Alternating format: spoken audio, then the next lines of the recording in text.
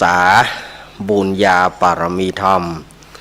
ท่านอาจารย์ท่านพระครูอภิวัฒนวิกรมผู้อำนวยการสถานีวิทยุมวลชนคลื่นสีขาวเพื่อชาวประชาเจ้าอาวาสวัดปากตังเจริญผู้ดำเนินรายการเสียงธรรมแสงอรุณและรายการอู้จาภาษาธรรมพร้อมไปด้วยท่านครูบาอาจารย์ พระสงฆ์องค์สังฆเจ้าภิกษุสามเณรทุกรูปทุกองค์ได้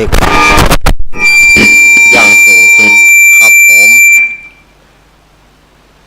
ขอสวัสดี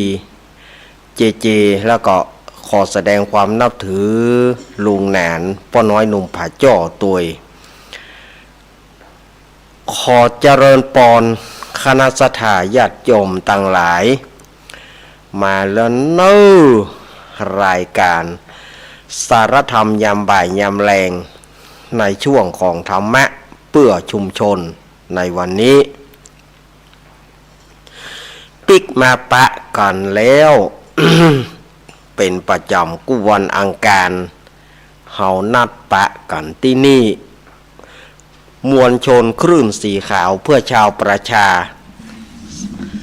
ก็จะได้นำเอาสาระต่างๆมาเล่าให้ศรัทธาญาติโยมทั้งหลายได้ฟังรายการนี้ก็จะปะกัน ตั้งแต่บ่าย3 โมงเป็นต้นไปจนไปถึง5 โมงแรงโดยประมาณโดยมีเก้ากับผมอาตมาภาพสมณเณรรักป่านโยนานวัดสันเมืองตำบลหนองล่องอำเภอเวียงหนองล่องจังหวัดลำพูนมาเป็นผู้รับผิดชอบดำเนินรายการตาวานี้กับผมก็ต้องขอสุมาอภัยกับหลวงลุงตาวานี้หลวงลุงเปิ้นเดินทางไปอำเภอฝางพร้อมกับท่านบิ๊กบอสของเฮาแล้ว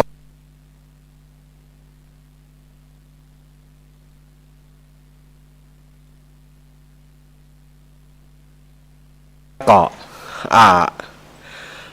หลวงลุงเปิ้นก็โทรผ่านเจมาว่าขอให้อาตมามาจัดขอให้เก้ากับผมมาจัดอาตมามาจัดรายการแต่ว่าตาวานี้มันมาบ่ได้ด้วยประกันทั้งปวงเพราะว่าที่วัดก็จัดตั้งธรรมตั้งเตศมหาจาร์โดยมีกับผมอาตมาภาพเป็นตัวอาตมาภาพนั้นก็เป็นตัวในการที่จะต้องอยู่วัดอยู่วาในการที่จะต้องเตศน้ำเตศธรรมให้ศรัทธาญาติโยมทั้งหลายได้ฟังสรับสับเปลี่ยนกับท่านเจ้าอาวาสแล้วก็เนนน้อยถ้าอาตมาเหียเจ้าบ้านเปิ้นก็จะว่าเจ้าบ้านก็จะติฉินนินทา ว่างานวัดตัวมีใหญ่ว่าละมันจะเป็นการบ่ม่วนอกบ่ม่วนใจฉะนั้นตาวานี่ก็ต้องขอสุมากับหลวงลุงเตอเนอร์ที่บ่ได้มาแทนเนาะเพราะว่างานที่วัดมีก็ตาวาก็ลุยงานกันวันค่ำศรัทธาญาติโยมตั้งแต่ตี 5จนไปถึง3 ทุ่มแต่คืนนี้3 ทุ่มกว่าจะแล้วก็เล่นเอาปุณะแม่4 ทุ่มปุณะศรัทธาญาติโยมเพื่อสูมาอย่างแล้วแต่ว่าเนาะต้นแค่บอกไฟดอกวะเขาตานกันตัวเนาะกว่าจะแล้วก็ปุณะเกือบ4 ทุ่มแต่ว่าต้องขออภัยกับหลวงลุงชัยวัฒน์นาคาเสโนเนาะที่เปิ่นหมายมั่นปั้นมือ อาจจะฮืออาตมาแตนเปิ้นแต่ว่ามันติดขัดแต่ว่าเพราะว่าที่วัดก็บ่มีไผหลายแล้วเฮาเนี่ยมันเป็นตัวสำหรับจะต้องจำมาลังอยู่และจะต้องได้เตะทำสรับกันพระหนุ่มพระเนนถ้าเฮามาเหียเจ้าบ้านเปิ้นก็จะตำหนิติเตียนหัวว่าเอ้ยละวัดลาวาก็วันนี้ก็ตึงหูอยู่มันอย่าได้ก็บ่ดีแต่สุมาอภัยเนอสุมาอภัยที่บ่ได้แตนหลวงลุงนะครับขอสุมาเตอะทางงานอื่นมันบัตัดที่ไหนมันบัตัดกินใหญ่ตานหลวงนี่ตึงมาพอตามกูเตือนี่ถ้าว่ามันบัตัดกินใหญ่ตานหลวงเนี่ย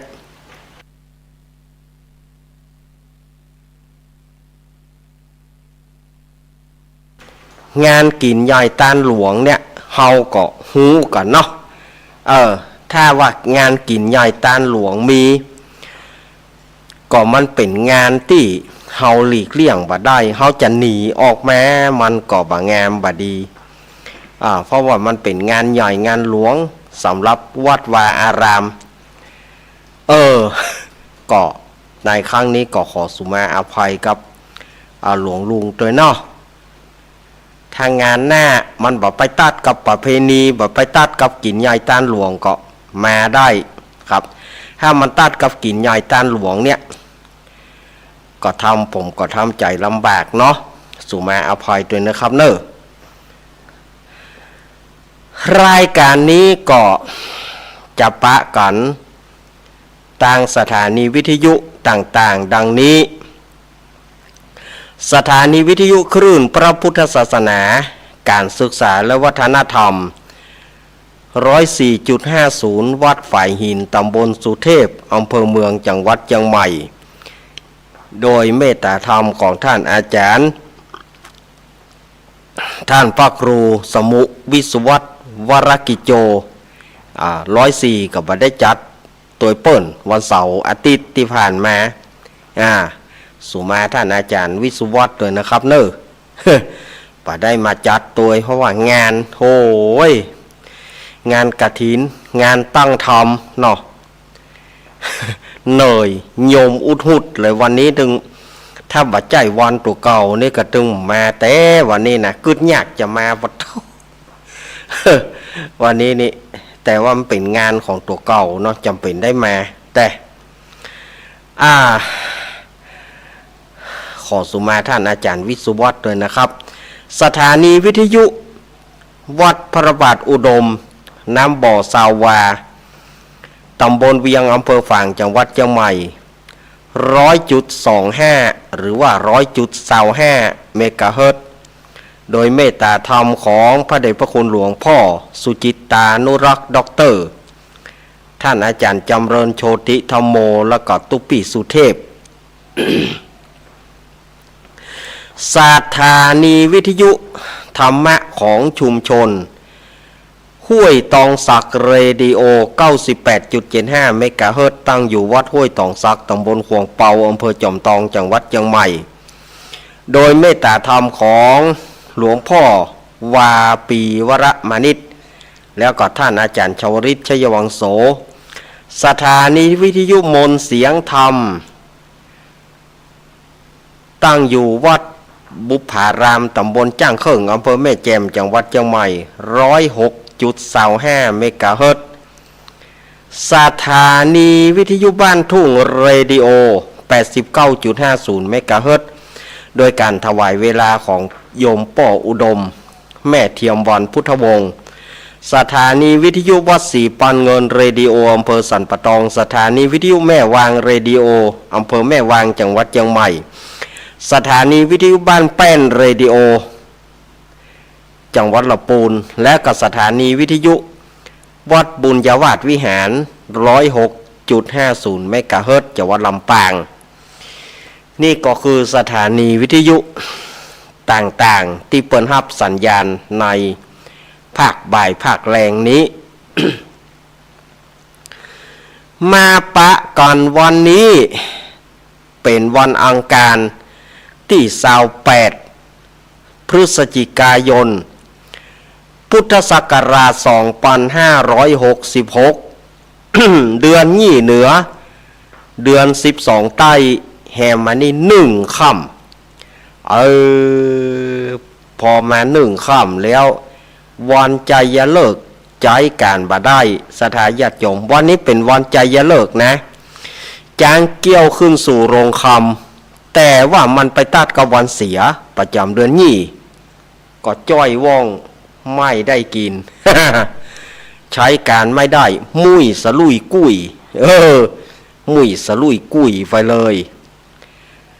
จะไปเป็นวันใจยเลิกจะไปเป็นวันดีแห่งกรรมกับวันพัดพน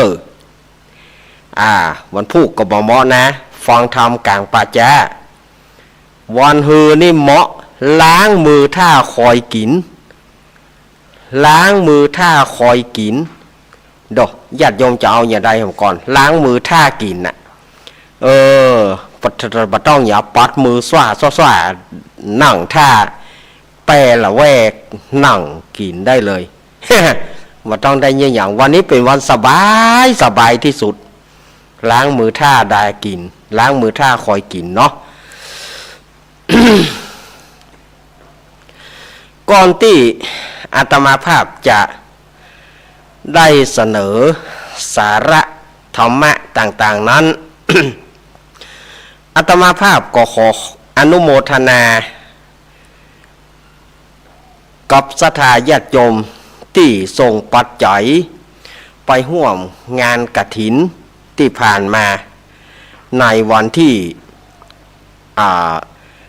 26ที่ผ่านมาศรัทธาญาติโยมฝากปัจจัย หอมปัจจัยมาบอกว่าจะปะกันโดยตรงหรือว่าจะโอนเข้าบัญชีธกส.สาขาเวียงหนองล่อง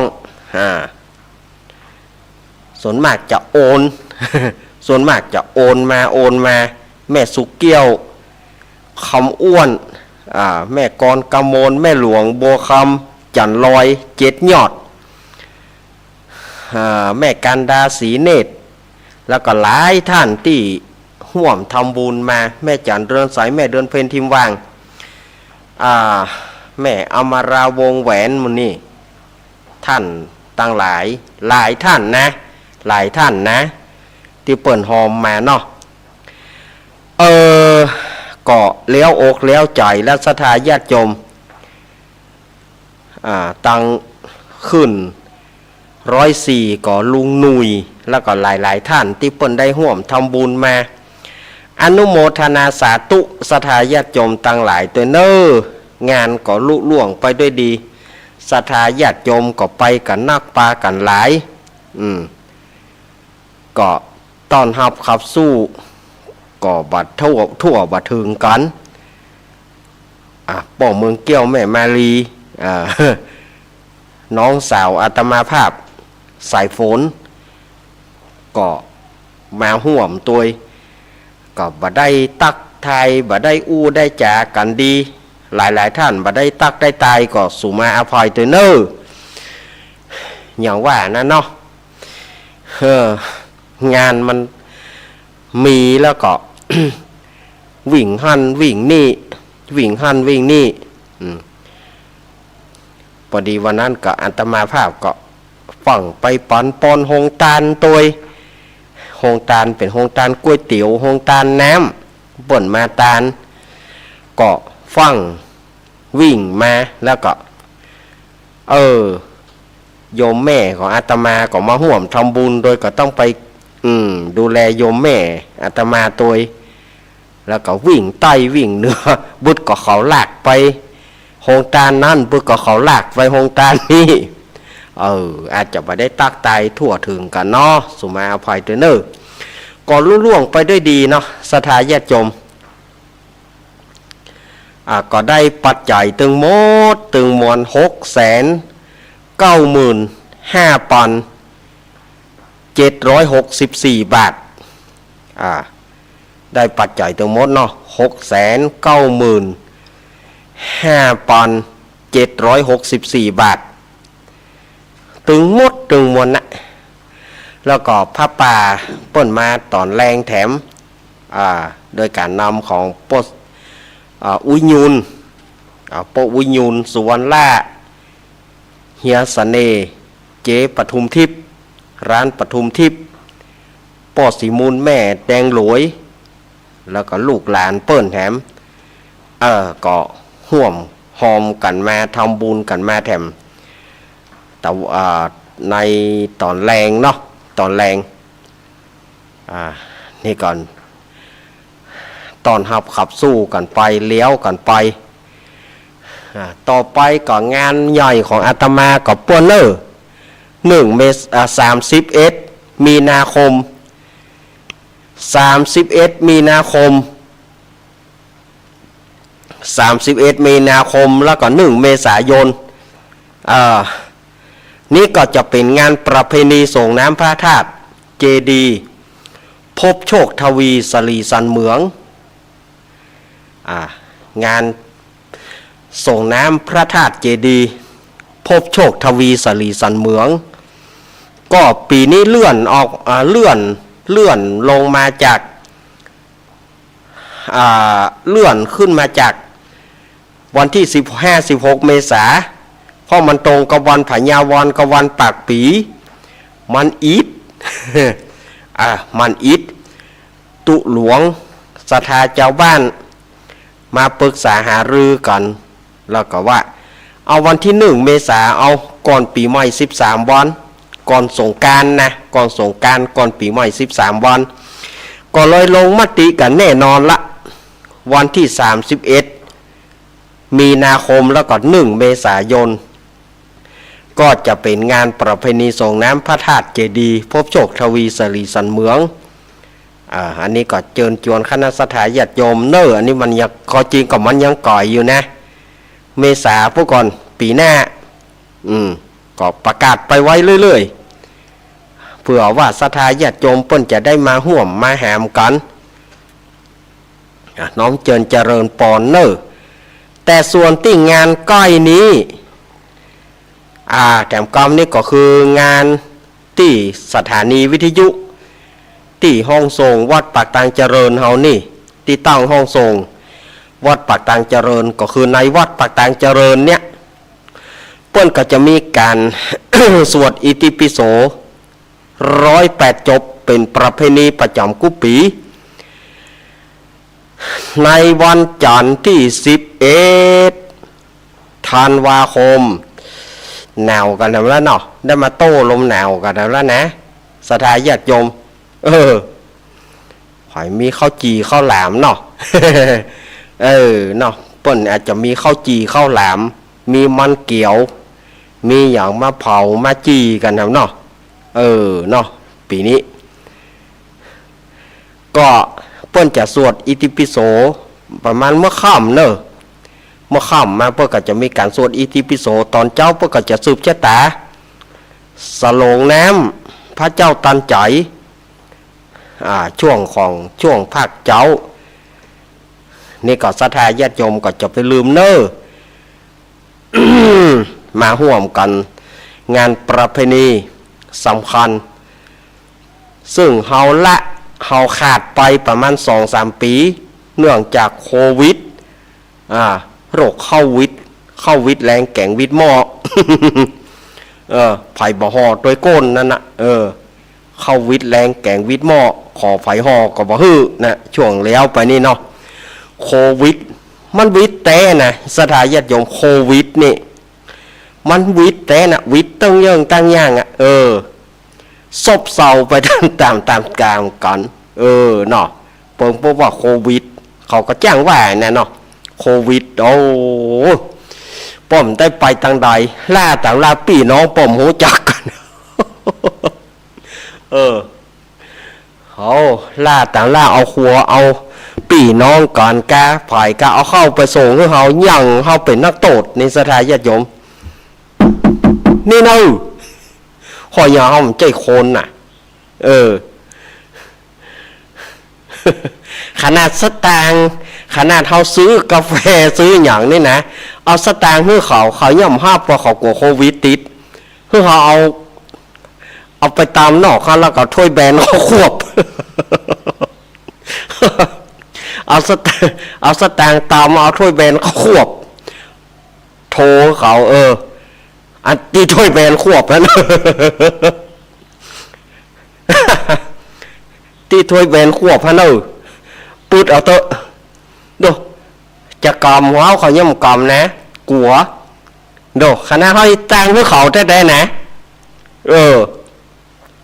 เขาจะตังเพื่อเขาได้ยังมาใครห้าตัวกัวติดเชื้อโรคกว่าไอ้ยาหุหิบาหุอาตมาก็เจอมาละ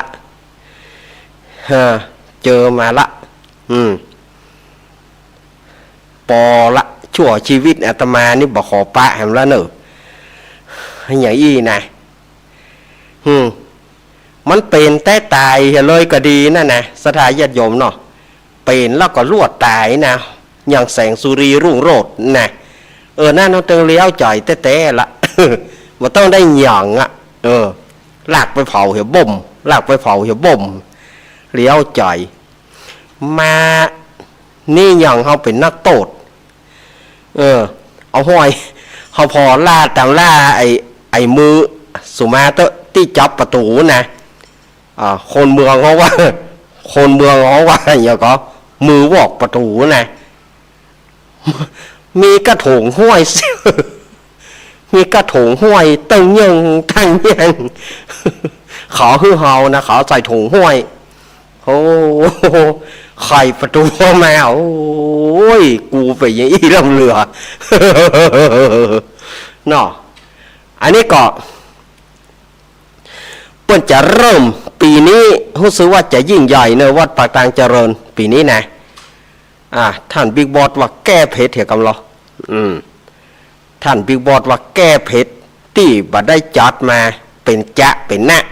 กำนี้จะเอาละเป็นจะเป็นหน้าปีนี้เปิดกระจายจัดกันวันที่11เนอะแล้วก็วันที่12ถึง22ธันวาคมก็วัดม่อนฤาษีเพิ่นจะจัดปริวัติกรรมหรือว่าเข้ากรรมเข้ากรรมในวันที่12ถึง22ฉะนั้นอาตมาภาพว่ามั่นใจว่าวันอังคารที่12กับวันอังคารที่19อาตมาจะได้มาจัดหรือไม่อันนี้ อาตมาก็ยังบ่กล้าฟันธงเตื้อก็คือวันที่12กับ12กับ19นี่นะมันเป็นเวลา2ติดเนาะก็ไม่มั่นใจว่าจะได้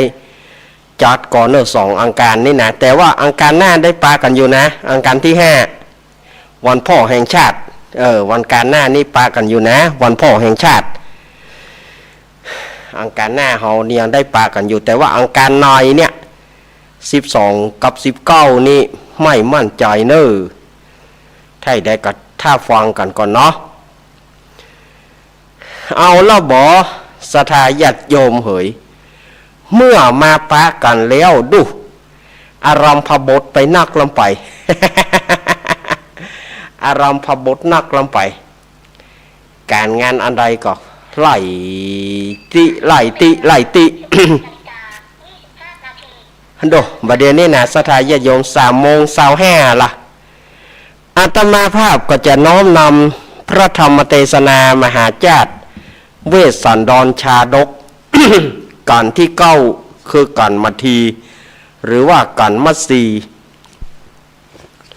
ประดับประดาคาถา90คาถาสำหรับผู้ที่เกิดปีวอกเนอผู้ที่เกิดปีศรเปิ่งวอกเนอจะตาปีเกิดของท่านตะวานี่ก็อุตรุดพ่องกับจะตาปีเกิดแต่ว่าจดหมอจะจดทำก็จะจดถามคาถาทำตัวทำเขาก็ดีเต็ดคนที่จะมาถามจะตาปีเกิดโดยแต่ว่าโอ้โหอย่าง อิดแต่ว่าเนาะอิดกันปออาจารย์ก็อิดเฮาก็อิด แต่ว่าส้มลมออกหูสถายญาติโยมแต่ว่านี่นะลมส้มออกหูอย่าตึงตังโคนกอดโซน แต่ว่าฮ่อข้าได้ข้ามีแต่ว่าเนาะอาตมานี่มันเป็นอย่างบอกนะถ้ามีงานนี่นะมันถึงจะเป็นอย่างหนึ่งแต่มันบัดท่านตายถ้างานเลี้ยวมันก็หายอะนะถ้างานเลี้ยวมันก็หายอะถ้าว่าก้อยงานสักวันสองวันเนี่ยมันจะเอาละมันบ่ยังก็ยังแต่ว่าวันซืนวันกฐินรู้สึกว่าตึงหัวลมออกหูเอาเลี้ยวแต่ว่าเอาแต่วือว่าตึงตังเตะทำก็เตะไปตึงนั้นตึงนี้ตึงบ่ม่วนเตะทำถ้าจะว่าแหงไปพ่องกาอย่างกาเขาฟังเสียงตัวเก่าเขาสีมันจะบ่ไข่พดไข่ปองอย่าส่งเสียงจะซุดเสียงก็หมดแต่ว่านี่นะโอ้โหแหะพองานเลี้ยวมันก็เป่งสะและน่ะงานเลี้ยวมันก็เป่งสะและ วันนี้ก็เสียงก็อาจจะแหบเสียงก็น่าจะแหบเหมือนกันนะวันนี้นะเพราะว่าแต่ว่าใจเสียงวันค่ำเนาะวันนี้ถ้าเสียงแหบก็สุมาอภัยสถาญาติโยมเจ้าภาพก็คงเดิมป่อสมศักดิ์แม่สีเพนขาวเตี้ยนายอเนกนางจินตนาพรน้องปลายฝนป่อผู้กองพรศักดิ์แม่คุณนายประนอมพรหมสุวรรณดีป่อน้อยเจินแม่จะนวลกันทมูลก็ร่วมกันตั้งมดตั้งมวลก็ร่วมกันปูจากันเตศมาอนุโมทนาเดี๋ยวก็เอาปอนเนาะ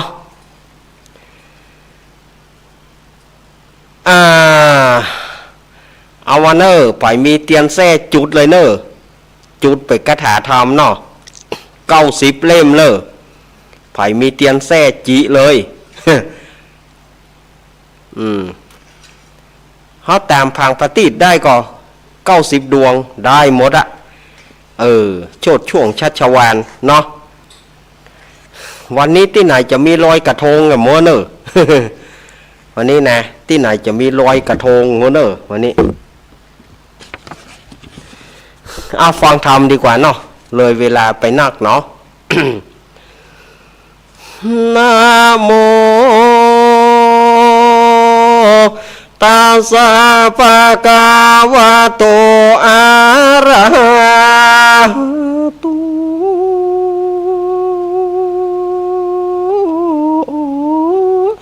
สัมมาสัมพุทธัสสะ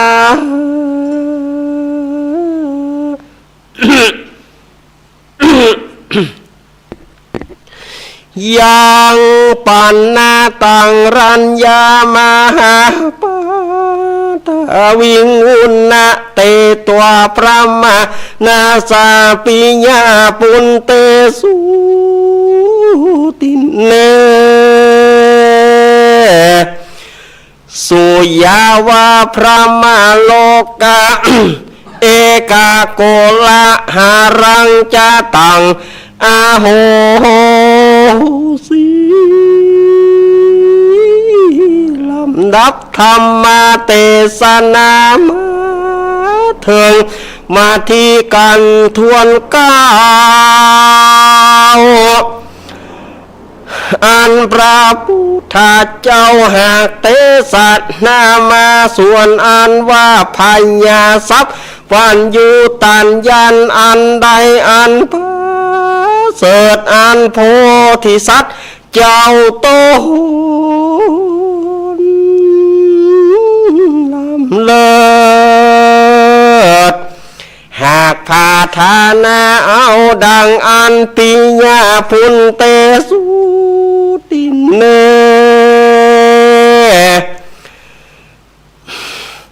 สู่ในเมื่อพญาเวสันตาราเจ้าพระสัตว์หากได้เหือลูกรังอาการราชเป็นตัน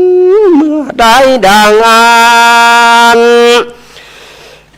มหาปัทถวีอันว่าแผ่นบาสุธาอันนาสังขญาว่าได้240,000 โยจนะนาอุณนาเตตัวก็ฮือคำเขือกร้องไหววันกองไปมาเอกาโกลรังก็เกิดเป็นโกระหนเป็นอันหนึ่งอันเดียวยพระมาโลกาตาราบต่อเต้าถึงพรหมโลกอาโหสี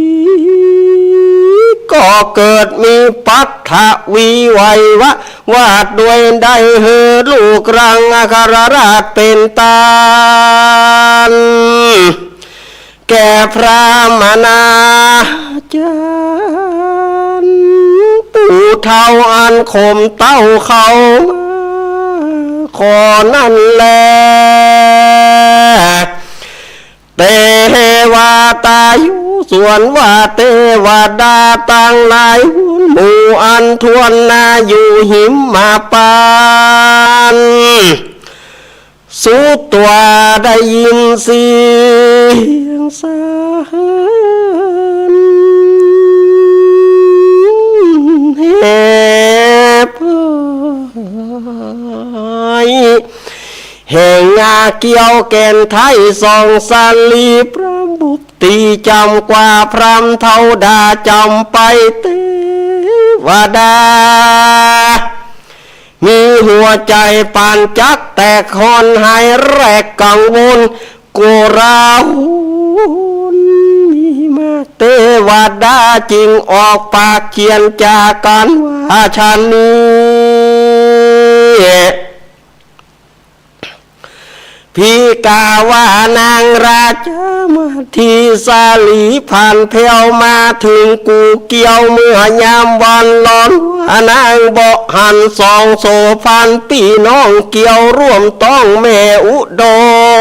มนางก็จังมาเว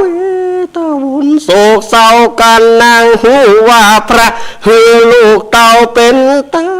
นางพญาก็จักเล่นไปตามห้อยตีนอันใหญ่อันน้อยก็คอยเล่นไปนางพญาก็จักได้ลำบากสะวยทุกยากหากเหลือใจ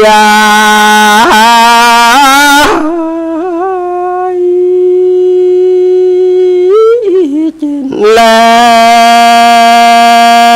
วเทวดาสาภาสารายกันฉันนี้แล้วจริงจังบังคับเทวบุตรสามตนอันวิเศษว่าสู่เจ้าตั้งไหลจงไปไก่กำเป็ดเป็นเนื้อเนตรสามตัวอันมีรูปเปิงกัวเคิงคาบ ปานดังจังกันกาบแต่ดีลี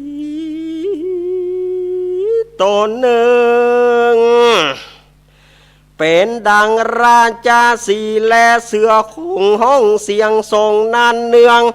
ตั้งสื่อเรื่องพันลงลามาพกอยู่ทาโหนตั้งนางพญาตีจอมแควบเฮือนางตาแหบหายอยู่คอ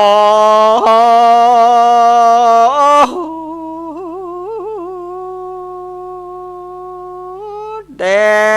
ดเตอ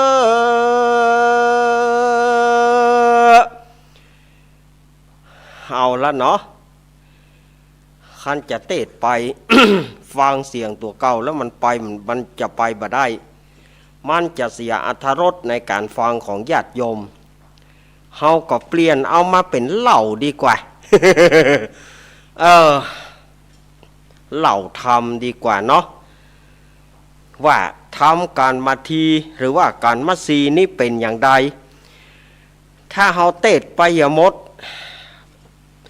ศรัทธาผู้สูงอายุทั้งหลายคนเฒ่าคนแก่เฮาฟังม่วนละอ่อนฟังม่วนเหมาะบ่ฮู้กรรม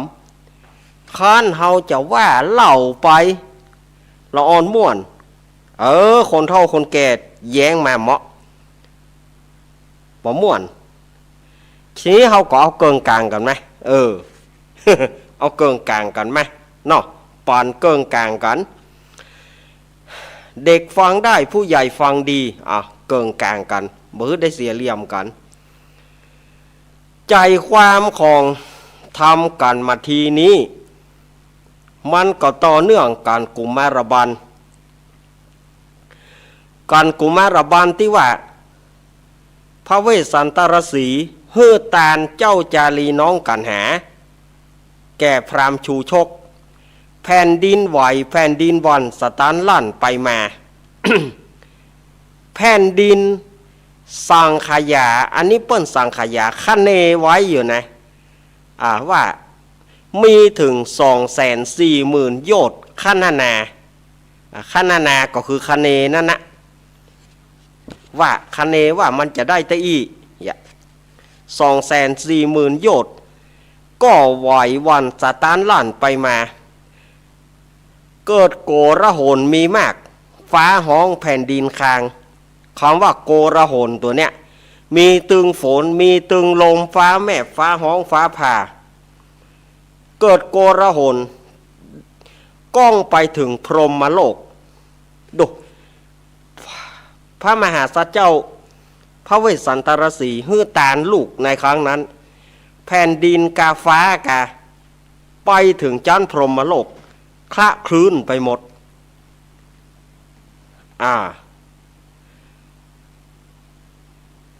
เกิดแผ่นดินไหววันสนันก้องด้วยได้ลูกรักอาคราชเป็นตาลที่นี้ก็มาถึงเทวดามวลหมู่ที่สถิตอยู่ป่าหิมพานต์ได้ยินเสียงเจ้าจารีน้องกันหาให้ไว้เพราะถูกปู่พามเคี่ยนถูกปู่พามตีไปเทวดามีหัวใจเหมือนจะแตกโอ้ยปู่พามบุบตีเจ้าจารีน้องกันหาเทวดาจะช่วยอย่างใดก็บ่ได้ถ้าว่าช่วยพระเวสสันดรหรือว่าพระเวสสันตรสีจะบ่ได้บุญพระเวสสันตรสีจะบ่ได้ทารัตพญาสัพพัญญูพุทธเจ้าก็จำยอมเพื่อปู่พามลากส่งเจ้ากุมารออกไปเทวดาก็มาอู้กันว่าหมู่เฮาถ้านางมาทีมาในตอนนี้ซึ่งยังบ่ค่ำแต่เตื้อถ้าเกิดนางมาทีมาในเวลานี้จะเงียจะใดนางมาทีปิกมาจะต้องมาถามหาลูกสิ่งแรกที่นางมาทีมาจะต้องมาถามหาลูกถ้าหูว่าพระเวสสันตรสีฮื้อลูกเป็นตาลแล้วนางก็จักเล่นจะล่นไปตามห้อยตีนอันใหญ่อันน้อยนางพญาก็จะได้ลำบากเกิดไปตานปู่พามก็จะมีการลู่ยื้อยุดชุดกระชากจะมีการลู่กันพระเวสสันตรสีก็บ่ได้บุญแล้วจะบ่ได้เป็นพุทธเจ้าจะเงียจะใดที่จะฮื้อนางมาทีมาค่ำ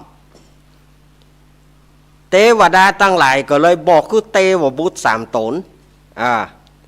ว่าสู่เขาไปเป็นเนื้อเนตร3 ตัวเนอะตนหนึ่งเป็นเสือโคร่งไม่ใช่ตนหนึ่งเป็นราชสีห์ตนหนึ่งเป็นเสือโคร่งตนหนึ่งเป็นเสือเหลือง ไปนอนขวางหนทางนางมาทีไว้เมื่อนางมาทีมาแล้วจะไปฮื้อนางไปแม้นว่านางจะให้จนน้ำตาไปสายเลือดอย่างใดก็จ้างจะไปจะไปฮื้อไปจะไปปล่อยฮื้อเข้าศาลาเตื้อรอฮื้อปู่พรามจุจกนำเอาเจ้าจารีน้องกันหาไปฮื้อป้นประตูป่าก่อนรอเมื่อค่ำก็ปล่อยนางแต่ว่านางจะอ้อนวอนอย่ากระจ่างเถอะท่านจะไปใจอ่อนจับยาได้ใจอ่อนโอเคเฮ้ยล่ะ เทวดาก็นี่แต่จังหวะนะโอเคเทวบุตร3 ตนก็ฮับปริยายฮับกรรมแห่งเทวดาทั้งหลายตกลงโอเคซิกเกเลตเวเฟอร์เอาเวเฟอร์นั่นมาขนมหวานเนื้อเนาะ ได้เลยเห็นหรอแล้วก็เทวบุตร3 ตนก็ไปนอนขวางหนทางหูว่านางมาทีจะต้องมา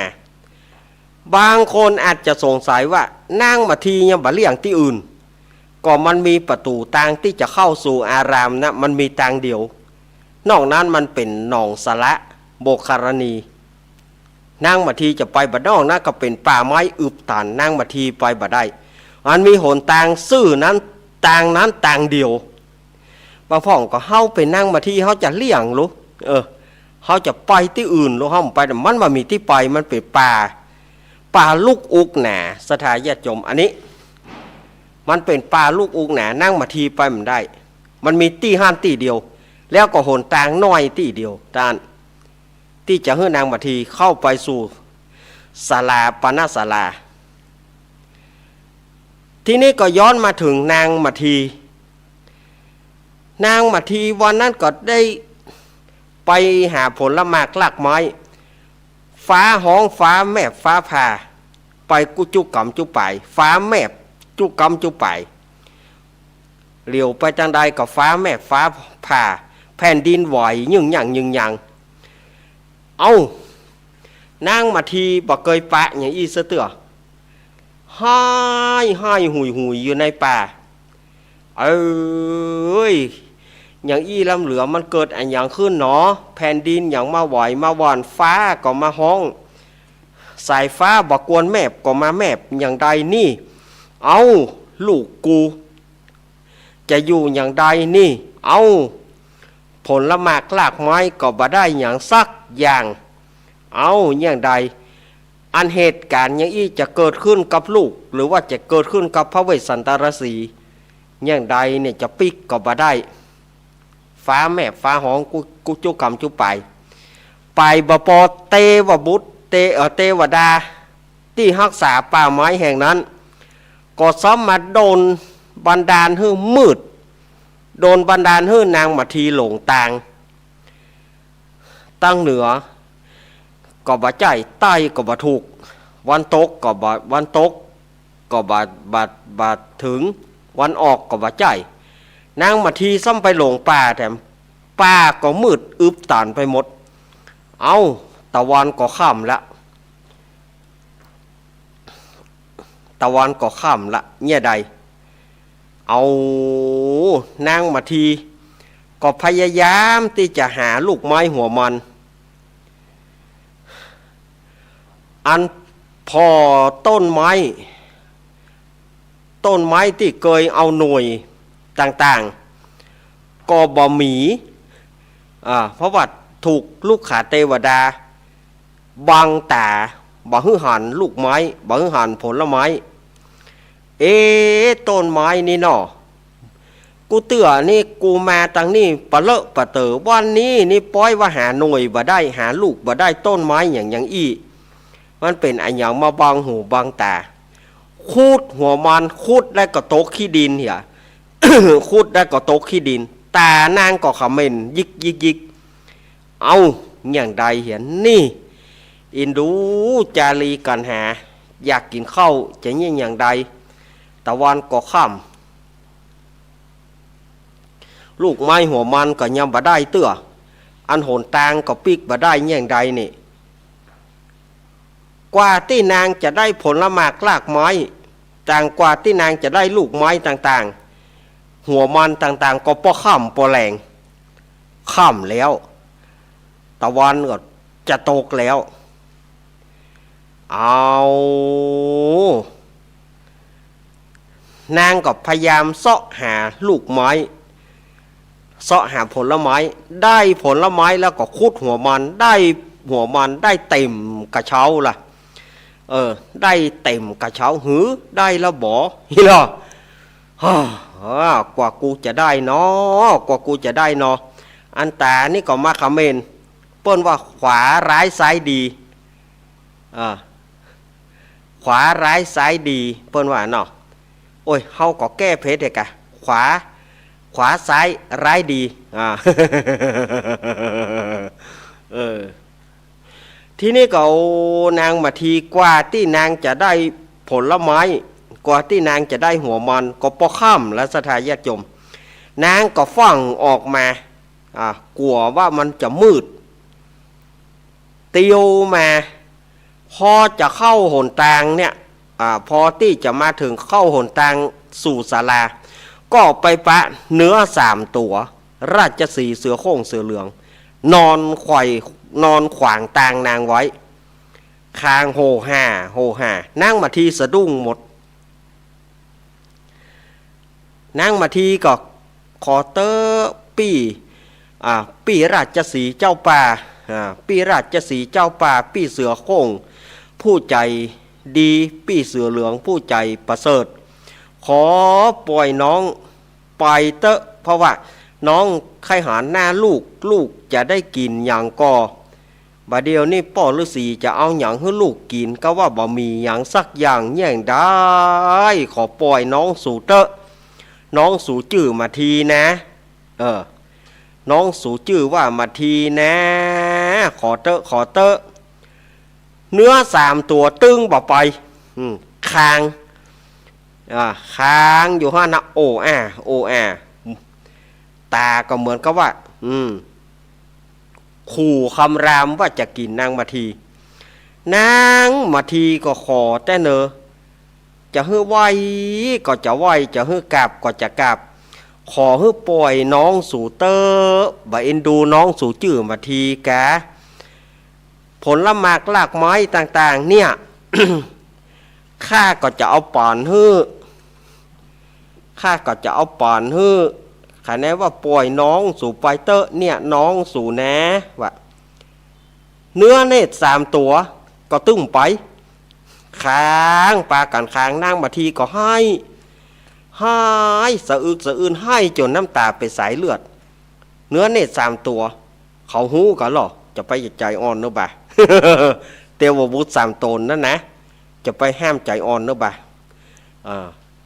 เตวบุตรตนหนึ่งก็เขาปล่อยบ่ไปใจอ่อนนะ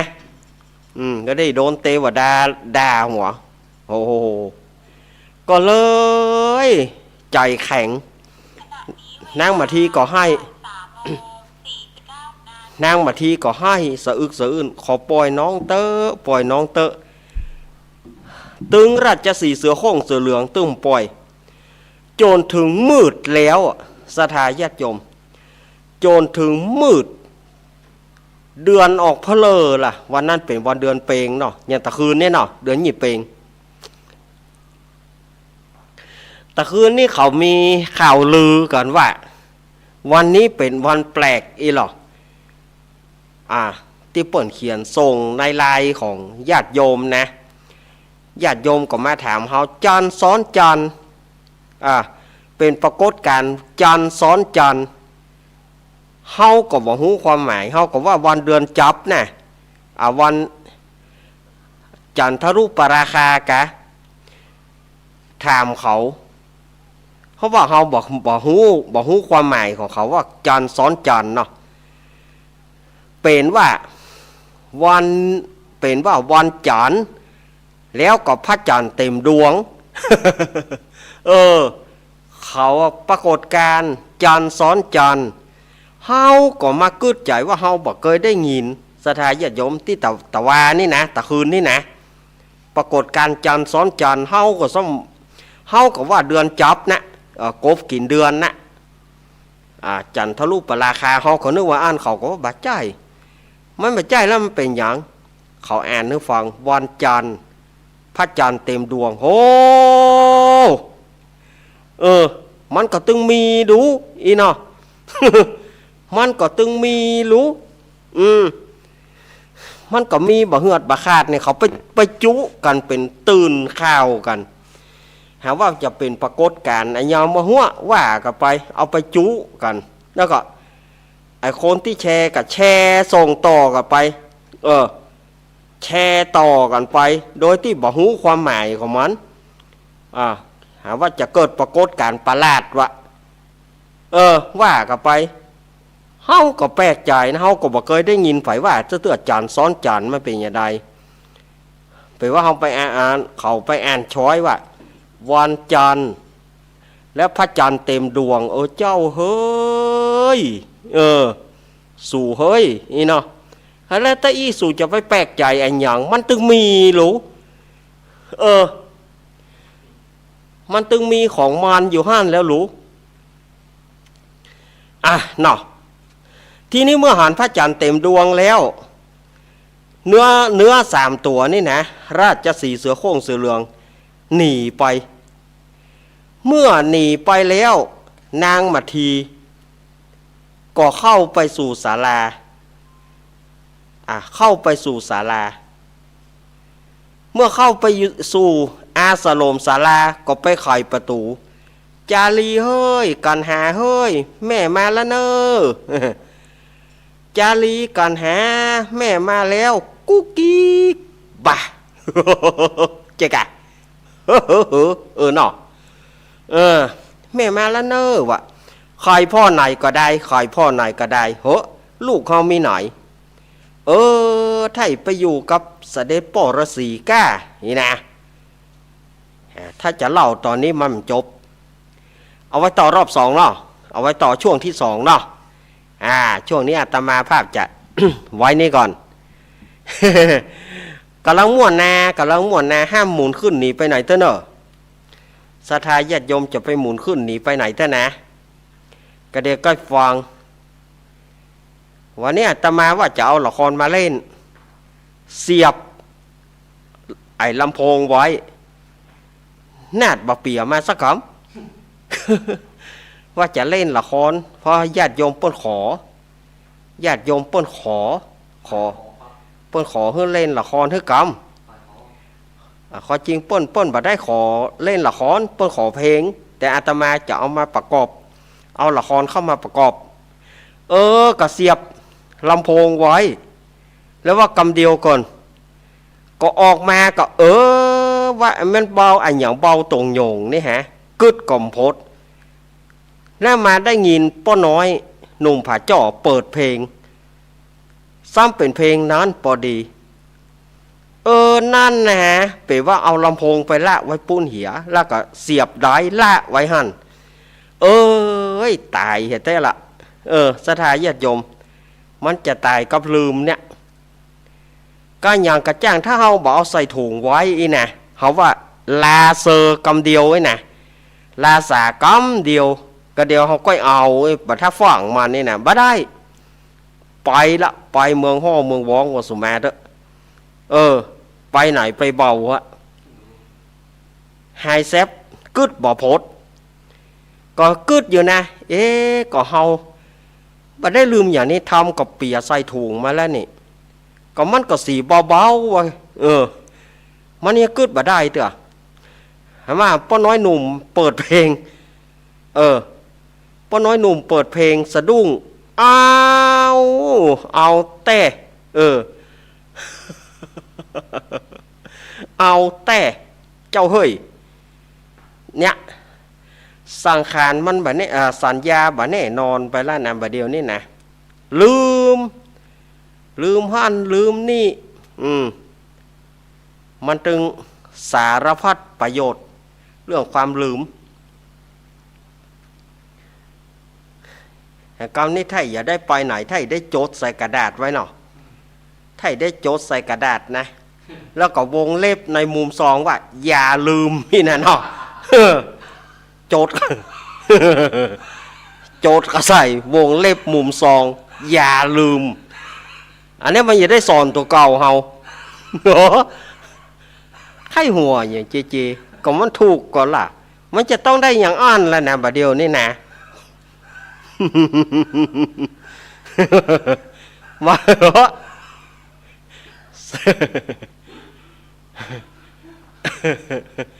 แต่นะ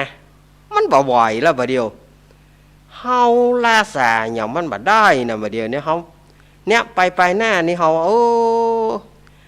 ถ้าเป็นอย่างอี้ไทยได้ลารายการเนี่ยละเพราะว่าหัวสมองบ่ค่อยแล่นละเฮ้ยอีนะมันบ่ค่อยดีไปแล้วเฮ้ยเนาะเอาละสถาญาติโยมไปฟังหนีไปไหนเตอเนอร์ก็เดี๋ยวอาตมาจะมาเล่านิทานจะมาเล่าทำต่อเนาะตอนนี้ก็พักช่วงสักช่วงหนึ่งเดี๋ยวอาตมาพักยกฉันน้ำใส่น้ำเรียบร้อยกันเนาะเดี๋ยวก็มาอู้กันไปฟังหมุนขึ้นหนีไปไหนเตอเนอร์เจริญปอน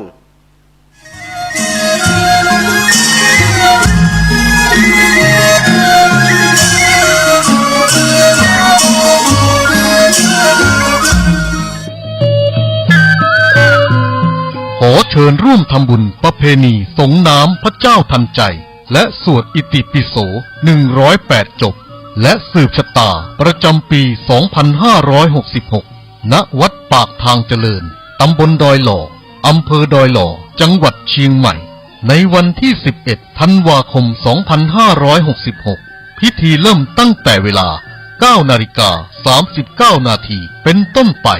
จึงขอเชิญชวนผู้ใจบุญทุกท่านร่วมงานบุญในครั้งนี้โดยพร้อมเพรียงกัน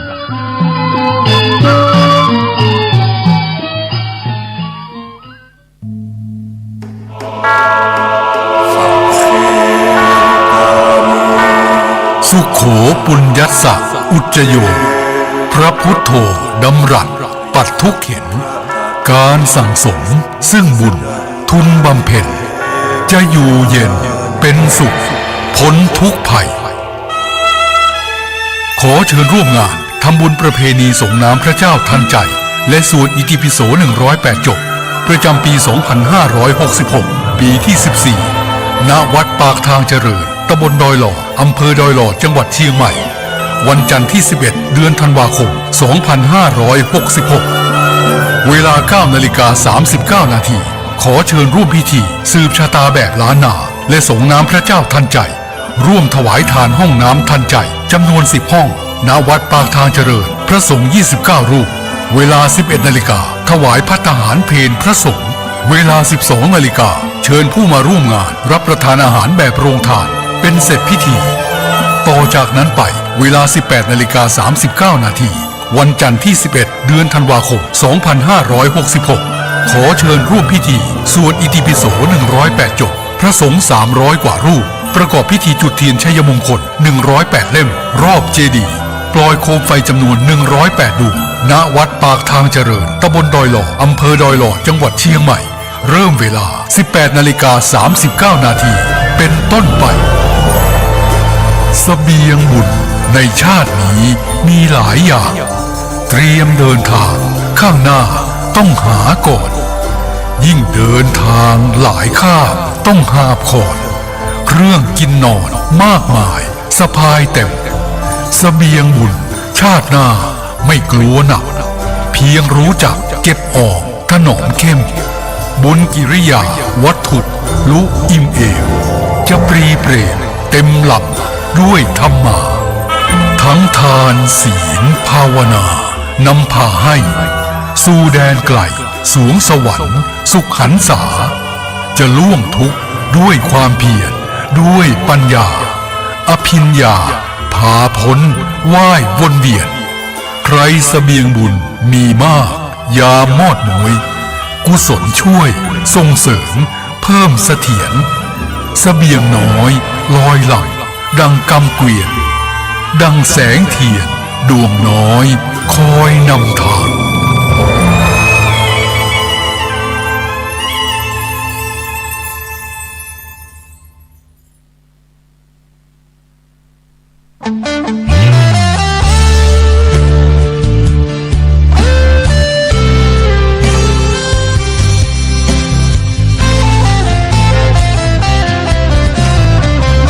เจ้ามามือเปล่าจะเอาอะไร เมื่อตอนเจ้าไปเจ้าก็ไปมือเปล่าเช่นกัน ชื่อเสียงหยดลาบหาบเอาไปไม่ได้สักอัน แล้วใหญ่ยื้อแย่งแข่งขันก็ป่วยกันฆ่าฟันตัดรอน เงินทองตามส่งแค่โรงพยาบาลญาติมิตรวงวานลูกหลานส่งแค่เชิงตะกอนจะมีใครเล่าอยู่กับเรานอนเฝ้ากองฟอนวางดอกไม้จันทร์แล้วจรกลับไปนอนบ้านใครบ้านมันใหญ่ขับฟ้า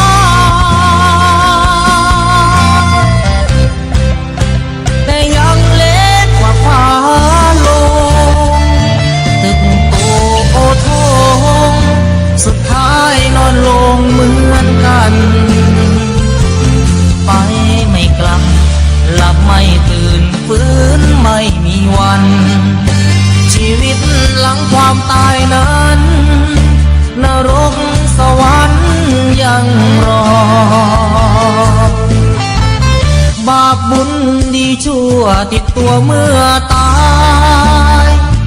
เงินทองมากมายคนเอาไปไม่ได้หรอกน้อร่างนอนแน่นิ่งไม่ไหวติ่งเหมือนดังต้นตอตราสังมัดแขนผู้คอไฟไม่หงิกงอเป็นเท่าวีโพ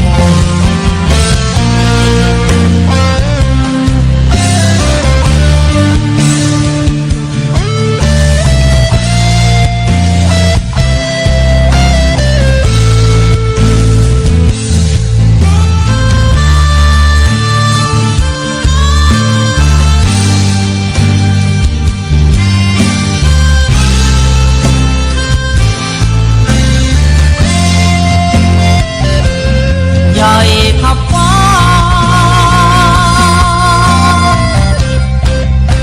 แต่ยังเล็กกว่าฟ้าลงตึกโตโอทงสุดท้ายนอนลงเหมือนกัน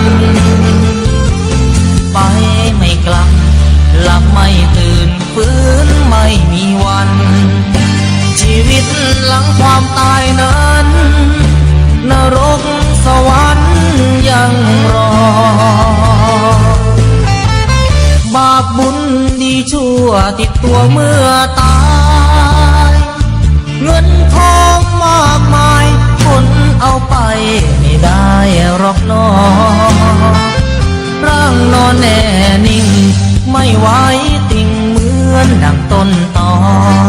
ตราสังมัดแขนผู้คอไฟไม่งอเป็นเท่าหุยผง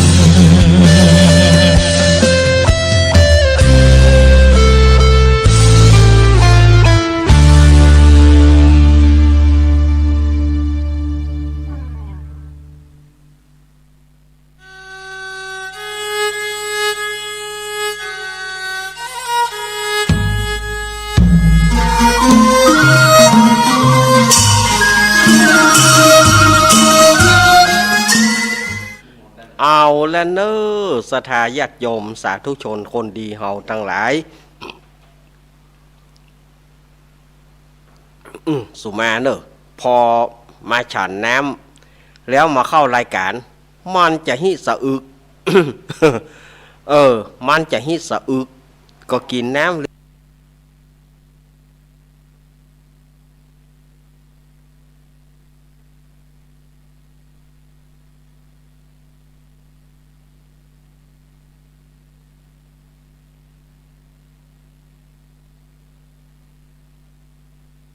จุ่มคอดีสมัยก่อนเนาะญาติโยมผายเคยหันโฆษณาทีวีฮอนเมนทูริตัสเย็นซ่าชุ่มคอ โอมฮอนและใจเสียงได้สมัยก่อนเนาะมาถึงช่วงที่2ของรายการสารธรรมยามแรงธรรมะเพื่อชุมชนเนาะขอจริงรายการชื่อแต่เปิ่นคือสารธรรมยามแรงแต่ว่า รายการอาตมานั้นแทรกเข้ามาเป็นรายการธรรมะเพื่อชุมชนก็เลยเป็นช่วงของสารธรรมยามแรงธรรมะเพื่อชุมชนเนาะทางสถานีวิทยุมวลชนคลื่นสีขาวเพื่อชาวประชาวันนี้ก็ได้มานั่งนั่งจ๋าสถาญาติโยมเอาละ เล่าทำเหมือนเนาะตะกี้ฟังกำลังม่วนเนาะเวลามันหมดไปก่อน เอาละเนอะอาตมาก็จะมาเล่าทำให้มันจบเพียนางมาทีพระนางมาทีโอ้เสาะหาเจ้าจารีน้องกันหาขึ้นล่องกันหาจารีแม่มาละเนอวะแต่กูเตือนนี่เท่ากันหาเจ้าจารีครับ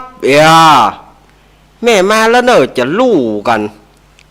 ได้ผลละหมากลากไม้อย่างลู่จกทงกันวันนี้อย่างดักปิ้งลูกเขาไปไหนดักปิ้งเย็นวอยก็เลยไปถามพระเวสสันตรสีพระเวสสันตรสีก็บ่ได้บ่อู้กำแนงพระฤาษีอย่างใดวันนี้อย่างบ่อู้ลูกเขามีไหนก็บอก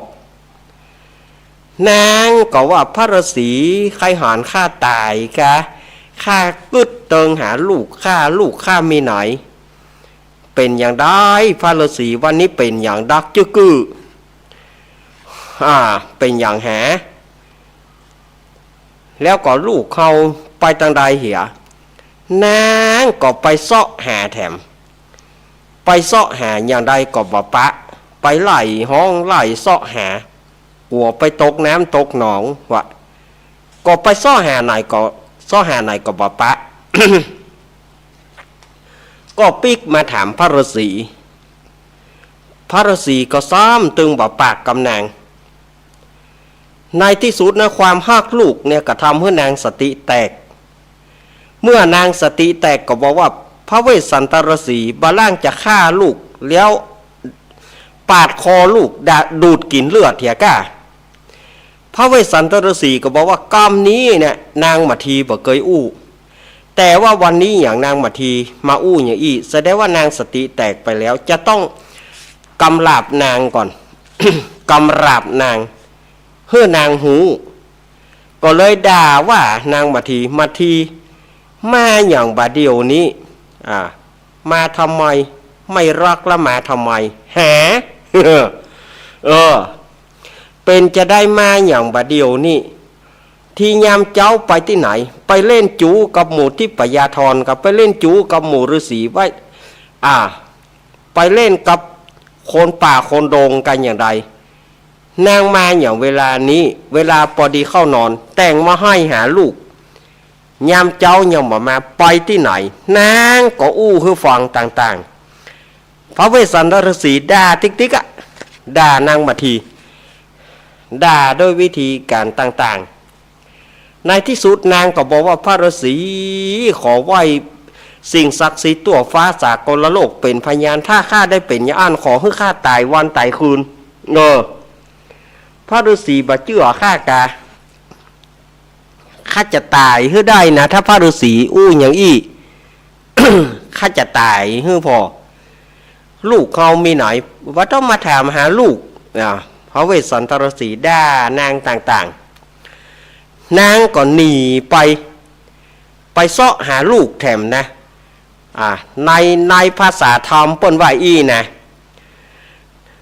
นางปล่อยมาสู้หาสาลีลูกเต่าเดินออกเข้าตีอาสะรมริมจงกรมและรงน้ำตีไกลกลำโบกการณี ตุกนาทีหวยหาดตุกตีตาเทวพาตุกรอมคาและจอมปวกตุกบวกน้ำสาระนองตั้งหินกองและหินกอตั้งผาจอและผาจานดอยดงตาลมัวมืดแม่ก็ไปซ้อแอวเปิดกอยเนี่ยนางไปซ้อหาตามที่ต่างๆบ่ปะนางก็ปิกมาพระฤาษีเฮ้ยพระฤาษีบ่ฮักข้าพระฤาษีจังข้าแล้วข้าถามหาลูกตึงบ่ยอมบอกว่าแล้วนางก็เป็นลมสยบสลบหรือว่าตายลืมนางตายลืมสยบตายในหั่นโก่นลงศาลาบังเอาตายคำตี้สทายญาติโยมนางมาทีสลบตายลืมทีนี้พระเวสสันตรสีเนี่ยลืมว่าตัวเก่าเป็นพระฤาษีโหมาทีโหปีว่าตะอี้บ่ได้ก็ว่าตะอี้ตัวของดาเปิ้นนี้เนาะว่าตะอี้บ่ได้กว่าเป็นลมก็เลยเข้าไปหวบนางมาทีไว้ความจริงเนี่ยพระเวสสันดรจะได้เป็นพระพุทธเจ้าอยู่จอมพำละจะได้เป็นพุทธเจ้าอยู่จาตินั้นน่ะพระเวสสันดรนี้จะได้เป็นพุทธเจ้าในจาตินั้นแต่ด้วยความว่าไปอุ้มนางมาทีไปถูกเนื้อต้องตัวนางมาทีก็เลยต้องรอแถมจาติหนึ่งจึงได้เป็นพุทธเจ้าสทาญาติโยมต้องรอไปแถมจาติหน้าได้เป็นพุทธเจ้าก็จึงเปิ้นจะได้เป็นจาตินั้นแล้วนะจะได้เป็นเมื่อเปิ้นเป็นพระเวสสันดรแล้วแต่ว่าไปกล่อมตัวนางมาทีอุ้มนางมาทีเข้าอยู่เหนือตักเอาหัวปาดตักแล้วก็เอามือตอดอกนางพญาอกนางก็ยังอุ่นอยู่มือนางก็ยังอุ่นอยู่ก็เลยห้องขวัญห้องขวัญนางมาทีล่ำห้ามหิห้ามไฮกรรมห้ามหิห้ามไฮเปิ้นมีอย่างอีเนอะสถาญาติโยมกรรมห้ามหิห้ามไฮเปิ้นมีอี ว่าดูการาสารีคิงบางนอนาวในฐานะที่นี้บ่ใจเป็นตีเจ้าปีเมื่อมุนหลอนว่านางเมื่อตายในพระนครหลวงใหญ่กว้าง ขี่ยาอันปีจังเลิกซากสร้างทรงสะการดาปารีคานตานตอดหยาดน้ำรอดไปฟุงลุงตาเอาแห่งเจ้าเขาก็จะมาอยู่เฝ้าเป็นปาริวานตุกประการเห็นแห่บ่ใจจะละครแม่ไว้เฮือเปล่ามองได้ปีจักเฮือคนตั้งไหลแปลงปราสาทงามจันแหลมจักเฮือจังแต้มขีดเขียนเงาที่ห่อเสาปีจักคือปันด้วยผ้าเนี่ยห้ามหิห้ามหายนางมาทีเฮ้ยขอให้คืนมาเตอะน้องเฮ้ยเมียเฮ้ยคืนมาเตอะถ้าบ่มีถ้าว่านางตายในพระนครปี้จะส่งสการตานขับปี้จะแปลงปราสาทโอ้เปิ่นในห้ามหิห้ามหายแต่จะแปลงปราสาท จะมีหูบบี้หูบเบอร์เนาะเสาคอมยอมปี้จะแปลงอย่างงามอย่างดีสมเกียรติที่นางมาตายในพระนครตายในเมืองอันนี้นางมาตายในป่าในดงไผจะมาอาบน้ำศพไผจะมาแต่งศพเพื่อนางแล้วไผจะมาตู้เจ้าที่ไหนจะมาสวดอภิธรรมจะมาสวดมาติกาเพื่อนางแล้วไผจะมาเลี้ยงข้าวต้มไผจะมาต้มข้าวต้มเลี้ยงเปิ่นแล้วก็ถ้าต้มข้าวต้มเลี้ยงเปิ่นไผจะมากินนี่มันเป็นป่าไม้นางเฮ้ยมาทีเฮ้ยคืนมาเตอะน้องเฮ้ยคืนมาเตอะ พระเวสสันตรสีให้สถาญาติโยมให้ห้องเข้าเอาขวานนางห้องขวานนางคืนมาคืนมาคืนมาที่แล้วไปให้มันแล้วไป ที่แล้วไปปี่ขอสุมาเตอะปี่ได้ว่าแหงไปเนี่ยได้ไปขอให้นางคืนมานางคืนมาเตอะนางคืนมาเตอะปี่ถ้าว่านางตายในนครนะปี่จะแปลงบอกไฟให้เป็นอย่างไปอย่างอีล่อเปิ้นว่าอีนะอันนี้เปิ้นมีทำนองว่าอีอ่ะเปิ้นจะแปลงบอกไฟนี่ ปี่จังแต่งรูปบอกไฟเดี๋ยวเนาะ ปี่จักแต่งรูปว่าไฟบอกไฟมาแก้วแล่นตามดินบอกว่าจักป่ารอบบินเร็วแล่นบอกไฟรูปจ้างแสนเสียงข้างบอกไฟรูปมาปกห่างเต้นตวงบอกไฟรูปกวางเต้นร่วงจับบินบนบอกไฟรูปแรดโยนเป้าเปิบแล่นพาเพิบเลยกันเล่นปอมควันงะงาดปานดังสายฟ้าฟาดธรณี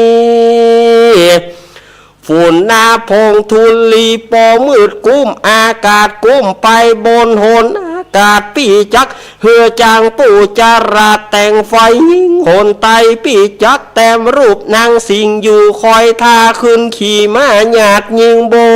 นโหนวันตกปีจักแต้มรูปบอกไฟรูปคนคืนขี่จ้างเล่นคืนมั่งจนเจือต่างโหนปีจัก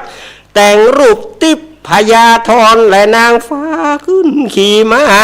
อาสาดนหัวก็งอนน้องก็แล่นขึ้นฟ้าไปบนแล่นซาสนซาสาดแล่นขึ้นอากาศยามเดียวแล้วรีบเร็วเจาะคงปราสาทแก้วเจาะแล้วแล่นลงมานางเทวดาก็จังขึ้นเจาะแต่แป้นพื้นปราสาทแก้วนี่พี่จะแปลงบอกไฟต่างๆอันนี้นางมาตายในป่าไม้บ่มีไผมาแปลงปี่แปลงบอกไฟอย่างก็บ่ได้แล้วปี่คนเดียวบ่มีไผช่วยนางคืนมาเตอะคืนมาเตอะคืนมาเตอะมาทีเหยมาช่วยปี่สร้างภาวนาคืนมาเตอะห้องขวานนางอยู่จ้อง นางมาทีได้ยินเสียงพระเวสสันตรสีห้องขวานก็นางก็ได้สติตื่นคืนมาเมื่อนางได้สติตื่นคืนมาแล้วโอ้นางก็หูตัวว่าไปอยู่บนตักของพระเวสสันตรสีนางก็ลงจากตักพระเวสสันตรสีคอสูมาพระฤาษีข้าเป็นอย่างไปเงี้ยใดพระฤาษีมาอุ้มข้าเนี่ยหยังทั้งที่เราเป็นนักบวชพระเวสสันตรสีก็บอกว่าปี่ลืมไปหานนางก้นลงก็เลยเข้าไปหวบเอานางไว้ เขาหวบเอานางไว้ต่างคนก็ต่างขอโทษขอโพยกันนางมาทีก็บอกขอสุมาเตอน้องได้ผิดประเวณีเพราะว่าพระฤาษีได้มายุบกล่อมข้ามาทีขอสุมาเนอจะไปเป็นบาปไปกล่อมแล้วก็ถามว่าลูกเขาไปไหนพระเวสสันตรสีก็บอกว่ามาทีเหยลูกเขานี่นะจารีกันหาปี่เฮือตานไปตะวาละเฮือตานไปพรามชูโชคมาขอสิ่งที่แผ่นดินไหวแผ่นดินคางตะวานั่นแหละก็คือว่าปี่เฮือตานเจ้าจารีน้องกันหาตอนนั้นนะ นางมาทีเปิ้นเป็นกู้ผ้ากู้นางกันกับพระเวสสันดรเนาะแต่ที่เปิ้นจะโคดเปิ้นบ่โคดนะเปิ้นก็แต่ว่าโอ้ไปจะได้พระฤาษีบอกเฮือข้าปล่อยเฮือข้าเสาะหาลูกเสาะแตะเสาะว่าอย่าได้พระฤาษียังบอกคือข้าตั้งแต่ต้นก็กลัวว่านางบ่สบายใจ พระเวสสันตรสีกลัวนางบ่สบายใจกลัวนางจะบ่ม่วนอกบ่ม่วนใจปีกก็เลยบ่บอกคือนางแต่ที่นางจะโคดนางก็สาธุให้ลูกเป็นตาลนางก็คือว่าพระฤาษีปรารถนาจะเป็นพุทธเจ้าพระฤาษีก็ขอให้ได้บุญนั้นจงเตื่อมตุ้มพระฤาษีได้เป็นพระพุทธเจ้าในอนาคตการภายภาคหน้าเตอะวะนางก็อนุโมทนาถ้าเป็นอย่างบ้านเฮานี่ศรัทธาญาติโยมเป็นอย่างบ้านเฮานี่เขาจะด่าเนาะ อย่างว่ามีอย่างบอกขึ้นลูกขึ้นเมียนี่นะมีอย่างบอกขึ้นลูกขึ้นเมียนี่ถ้าเป็นอย่างคนธรรมดานี่มันดึงปล่อยแล้วปานตาย ปานตายย่อมบอกคือกูอีเนาะมันถึงว่าแน่นอนละแต่ว่าพระเวสสันดรนางมาทีเปิ้นบอกเป็นอย่างนั้นนางมาทีเนี่ยเปิ้นก็บอกโคตรถึงแม้พระเวสสันดรจะด่าอย่างใดเปิ้นก็บอกโคตรผลท้ายเปิ้นมาถามหาลูกพระเวสสันดรบอกว่าฮื้อตานไปแล้วนางก็กลับอนุโมทนาสาธุการแล้วก็สรรเสริญกุลของพระเวสสันตรสีขอให้พระเวสสันตรสีเป็นองค์สมเด็จพระสัมมาสัมพุทธเจ้าในอนาคตการไปภาคหน้าถ้าพระเวสสันตรสีได้เป็นองค์สมเด็จสัมมาสัมพุทธเจ้าเมื่อใดนางก็จะขอบวชเป็นภิกษุณีในสำนักแห่งพระพุทธเจ้าตนนั้นโน่นางตั้งกรรมปรารถนาแล้วมาถึงในจัดปัจจุบันนี้นางก็เมื่อเจ้าชายสิทธัตถะได้เป็นองค์สมเด็จพระสัมมาสัมพุทธเจ้าพระนางมัททีก็กลับมาเป็นพระนางมัททีก็มาเกิดเป็นพระนางพระนางยะโสธราพิมพานางก็ได้ไปบวชเป็นภิกษุณีในสำนักพระพุทธเจ้าโคตมะโคโดมของเรานี่ศรัทธาญาติโยมทั้งหลายมาถึงนี้ทำมันก็จบพอดีเนาะทำจบแล้วเนอะเจ้าภาพทุกท่านเนอะเมื่อทำจบแล้วก็ขอให้ศรัทธาญาติโยมทั้งหลายได้อยู่ดีมีสุขแม่เพนขาวเตี้ยเนาะเปิ้นก็ประสบอุบัติเหตุซ้ำซ้อนกันแต่ดีว่าเปิ้นบาดเจ็บนักเจ็บหนาก็ขอให้แม่เพนกาดแก้วจากเคาะตั้งหลายเนอกาดแก้วจากเคาะตั้งหลายทั้งปวงเคาะปีเคาะเดือนเคาะวันเคาะยามเมื่อรับเมื่อตื่นเมื่อยืนเมื่อเตียวเมื่อเกี้ยวเมื่อกินเมื่อคืนบ่หันเมื่อวันบ่หูเมื่ออู้เมื่อจ๋าอันตรธานหายไปเสียการละวันนี้เนอะบอกว่าข้อเหนืออย่าไปใกล้ข้อทางใต้อย่าได้ปกข้อตะวันตกอย่าได้ปอกตะวันออกอย่าได้จุนเจือข้อเหนือใต้ตกออกหนีไปมีแต่โจกปีโจกเดือนโจกวันโจกยามเนอะแม่เพนเนอะศรัทธาญาติโยมที่เป็นเจ้าภาพการเทศการทำตึงหมู่ตึงมวลก็อยู่ดีมีสุขเหมือนกันเนอะ นิธิตังขีญาสังนาวิเศษจะห้องเหตุธรรมทีกันทวนเก่าอันประดับประดากถา90ประกาศทำกันนี้นะเป็นนาจาตาผู้ที่เกิดปีสันเปิงวอกก็บังโกมสุมเลสเด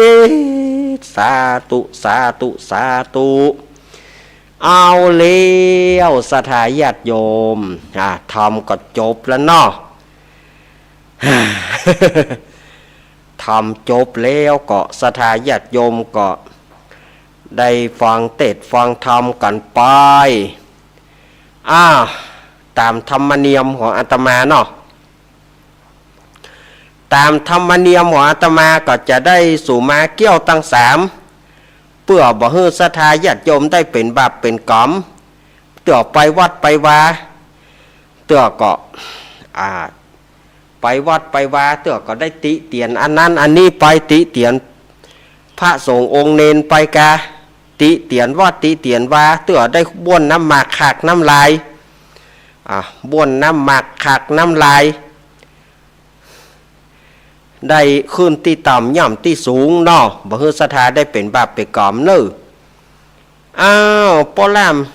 จุดเตียน แล้วก็เอาดอกมาเอาขันมาเอาขันมานะเอาขันมานะเอาขันเกณฑ์ที่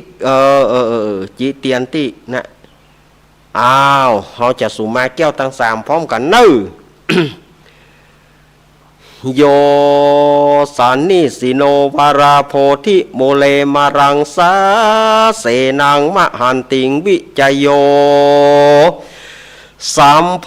ธิมากันจริงว่าอนันตัญญารโนโยโลกุตตโมตังปนามามิพุทธังตังปนามามิธัมมังตังปนามามิสังฆังสาธุสาธุสาธุโอกาสะพันเตฆาแต่พติทารายรัตนผ่านแผ่วพระเกี่ยวเจ้าตั้งสามประการและพระเกี่ยวเจ้าห้าจำพวกอันมีสรีทรัพย์ปัญโยพระพุทธเจ้าตนเป็นเก้าเป็นประธานเกี่ยวตั้งสามจุแห่งจุติโนบน้อมกลี้ปูจาพระขาวาอันว่ากุลพระพุทธเจ้ามี56กุลพระธรรมเจ้ามี348นบน้อมแขวดใส่กล่าวกุลพระสังฆเจ้ามี14นบน้อมกลี้ปูจางกุลพระวิหารังมี80,000ยกย่อยื่น4ปันดวงนบปันปวงพระบาทพระธาตุเจ้าเจดีย์ตั้งเก้าไม้สลีมหาโพธิ์ผู้ข้าตั้งหลายก็จะขอสุมาลาโตดขอได้โพดคุณนาบ้านนี้หมายเมมูลรัศธาผู้ข้าตั้งหลายก็ได้มาฮือตานฮักษาศีลและฟังธรรมเมตตาภาวนาและฟังธรรมเทศนาก็เป็นการบัวระมวลดีแล้วจักขออำลากาดแก้วเมื่อสู่เคหาจึงมีมันทุบุภาดวงดอกเข้าตอกพร้อมเตียนงามปอนเป็น3โกธากปัทมาวิภาคเบื้องต้นหัวตีผู้ข้าจักขอสุมายังพระมุนีพายโพธจงอากับไก่โป้นจากโตดโทสาส่วนตุติยาวิภาคโกธากอันทวน2ผู้ข้าปองแต่งไว้ยกยื่นให้ทุนตามเพื่อจะขอสุมายังพระสัทธรรมเจ้าอันหอมหื่นอันใด84,000ปานขานส่วนตติยวันวิภาคโกธากอันทวน3ผู้ข้าขอสุมายังพระสังฆะผู้มีศีระวิริยะงามบ่เศร้าคือว่าพระสังฆเจ้ามากมีมวลนะล้างเตื้อผู้ข้าได้ผิดพวนโดยกายะวจีมโนมินสันกือมีใจบ่เตี้ยงมันกึดสอดดันผิดไปได้หลงไหลบ่ตันได้สังเกตได้ละเมิดยามเดียวหลอนว่านั่งยืนเตียวคู่เหยียดกัวว่ามันจะผิดระเบียบกองธรรมหลอนว่าใดลูบกำบีบนวดยามเมื่อเจ็บปวดกายาเกสาโลมาลวะหล่นลางเตื้อได้ปากโป้นเสียงดังกัวได้พิษผวนโดยกำปากด้วยกรรมได้กล่าวกรรมหยาบจ้าเหลียวไหลบางเตื้อได้จามไออะฮืออะแฮมโคกขากบ้วนน้ำมาขากน้ำลาย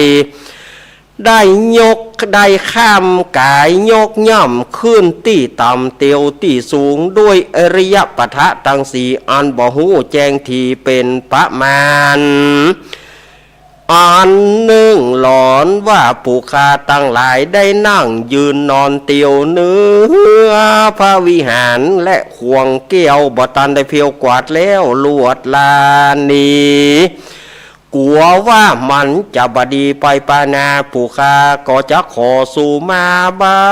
งเตื้อได้มีใจอะไรหาปังปาดได้กึดใจกึดเติงหาคารวาสเขหา หลอนได้ฟู่จ่าอูอวนกำเล่นม่วนกวนทำผู้ฆ่าก็มากลัวเป็นกำปากแต่ดี ผู้ฆ่าก็กลัวว่าจักเป็นวาจีกรรมกำปากแต่ดีลีบางเตื้อได้สูบบุหรี่และเมียงอมเมียงหมากถมน้ำลายบากตำลงในเขตโขงอันวิเศษก็นับว่าเป็นเหตุปะมาตาหลอนว่าได้กล่าวกำมุสาไหวเลนใจตื่นเต้นกลางประชุมชนยามกระทำกุศลบุญอันใหญ่กายะวจีมโนไปบ่ตันหอมหลอนมีจิตใจจอนแตกตื่นเอาได้เอาเรื่องอื่นๆมาอู้กันนะเสียงเนื้องนั้นก้าแกนกลัวมันจะบรรทุกแม่นกองธรรมก็ขออย่าได้เป็นโตสนากรรมอันโตดใหญ่อันไขขวางมักกาตังนิวรณ์วางโตดตองขอเฮือกับไก่เป็นแห่งห้องอโหสิกรรมย่าเฮือได้เป็นนิวรณธรรมกรรมอันไปนาอันจักคืนสู่จันฟ้าและอมตะมหาเนรปานผู้ฆ่าตั้งหลายก็จะขอสู่มายังพระพุทธพระธรรมพระสังฆเจ้าผู้ฆ่าตั้งหลายหนุ่มเท่านั้นเล่าจะขอกรมเก่ากราบสู่มานั้นจุงจักมีเตี้ยงแต่ดีลีกายะกัมมังวจีกัมมังมโนกัมมังสันจิจโตสังอาสันจิจโตสังอาติตะโตสังปัจจุปันโตสังอานาคตะโตสังสปังโตสังขามันตุโนสาธุสาธุสาธุฉบับของเมืองเหนือเฮานี่มันจะมีสุมาเกี้ยวตังสามสุมาของกินของตานนะ อันยังเพื่อก็กลัวได้ถ้าสุมาโคตานเพื่อก็ได้กินก่อนเปิ้นว่ากินก่อนตานลูนบ่ได้บิดปั่นเป็นปุ้นเป็นส่วนตีนมือด่วนยุบเอาได้มัวเมาฟ้าฝั่งยามเมื่อลูกนั่งเตียวกายยามบัดสบายคูเหยียดยกหาเปียดก่อนปลาเกสาโลมาละโลนบางเตื้อได้ด่าได้ตีละอ่อนเขาจังมาลู่อืดอ้อนกวนกิน มันจึงมีหรอเนาะเตื้อก็ละอ่อนมาฮบมากินได้ด่าได้ว่าเขาจำหนีหัวมันบดีเปิ้นมีการสูมาหมดนะขนมจอกห่อหนึ่งข้าวต้มห่อหนึ่งเปิ้นก็ขอสูมานะสถาญาติโยมห่อหนึ่งห่อเปิ้นก็สูมานะอันเนี้ยฉบับของตังเมืองเหนือเฮานี่มันบ่ใจง่ายๆกว่าเรียกว่าอย่างก็กว่าจะได้กินได้ตาลเนี่ยโอ้ยิ่งปล่อยหลวงซ้ำให้ปล่อยหลวง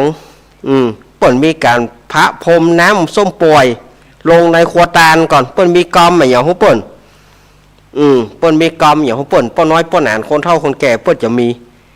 อันนี้คือฉบับของแบบของเมืองเหนือเฮานี่มันจะไปอย่างอีถ้าเป็นภาคอื่นเปิ้นบ่ยากยกตาลหมดท่า ถ้ามีการสุมาพวกก็มีเหมือนกันวันตามิเปิ้นบ่ได้เอาวันตาเต็มนะเปิ้นก็มีตึกพุทธังสัพพังเมโทธัมมังสัพพังเมโทสังฆังสัพพังเมโทสังเปิ้นเอาตะยะเปิ้นสุมาเปิ้นบ่จะมีนักแต่ตังเฮานี่มันของไงอย่างก็สุมาอย่าหมดกลัวมันเป็นบาปเป็นกรรมบ้านสุมาบ้านศพก็ไปยังสุมาเฮือนใหม่ก็ไปยังสุมาอยู่กับวัดก็ไปยังเนี่ยแต่ละอันเนี่ยมันตึงแต่ละอันนี้นะมันมีของมันเนาะสถาญาติโยมปะเคนปอสักแม่เพนมาปะเคนปอน้อยเจินแม่จันนวลนายเทิดพงษ์นายพัดพงษ์แต่กันเนาะตะกี้อาตมาบ่ได้ชื่อปอน้อยเจินแม่จันนวลสักกรรมกะตะกี้โอ้สุมาเนอปอน้อยเจินแม่จันนวลเพิดเทิดพงษ์พัดพงษ์ตะกี้ไปเอาไปไว้ไหนไปลืมได้อย่างใดนะฮะเนี่ยเขาว่าแล้วนะความขี้ลืมนี่นะ ยุ่งละยุ่งติ๊กละ เมื่อศรัทธาญาติโยมได้ประเคนกับมดเนาะเดี๋ยวจะป้องแรงจะตกเอาเดี๋ยวกลัวมันจะตกตั้งมันเป็นกลวยมันเป็นกลวยแล้วมันจะตกมันจะตกเอาเกณฑ์แล้วเนาะเขาจะสงบใจสักนิ้วหนึ่งวิทยุจะดับกรรมเนอะสถานญาโยมวิทยุจะดับกรรมหนึ่งสถานญาโยมสงบจิตสงบใจน้อยหนึ่งเนาะทานศีลภาวนาให้มันครบเนาะเจริญพร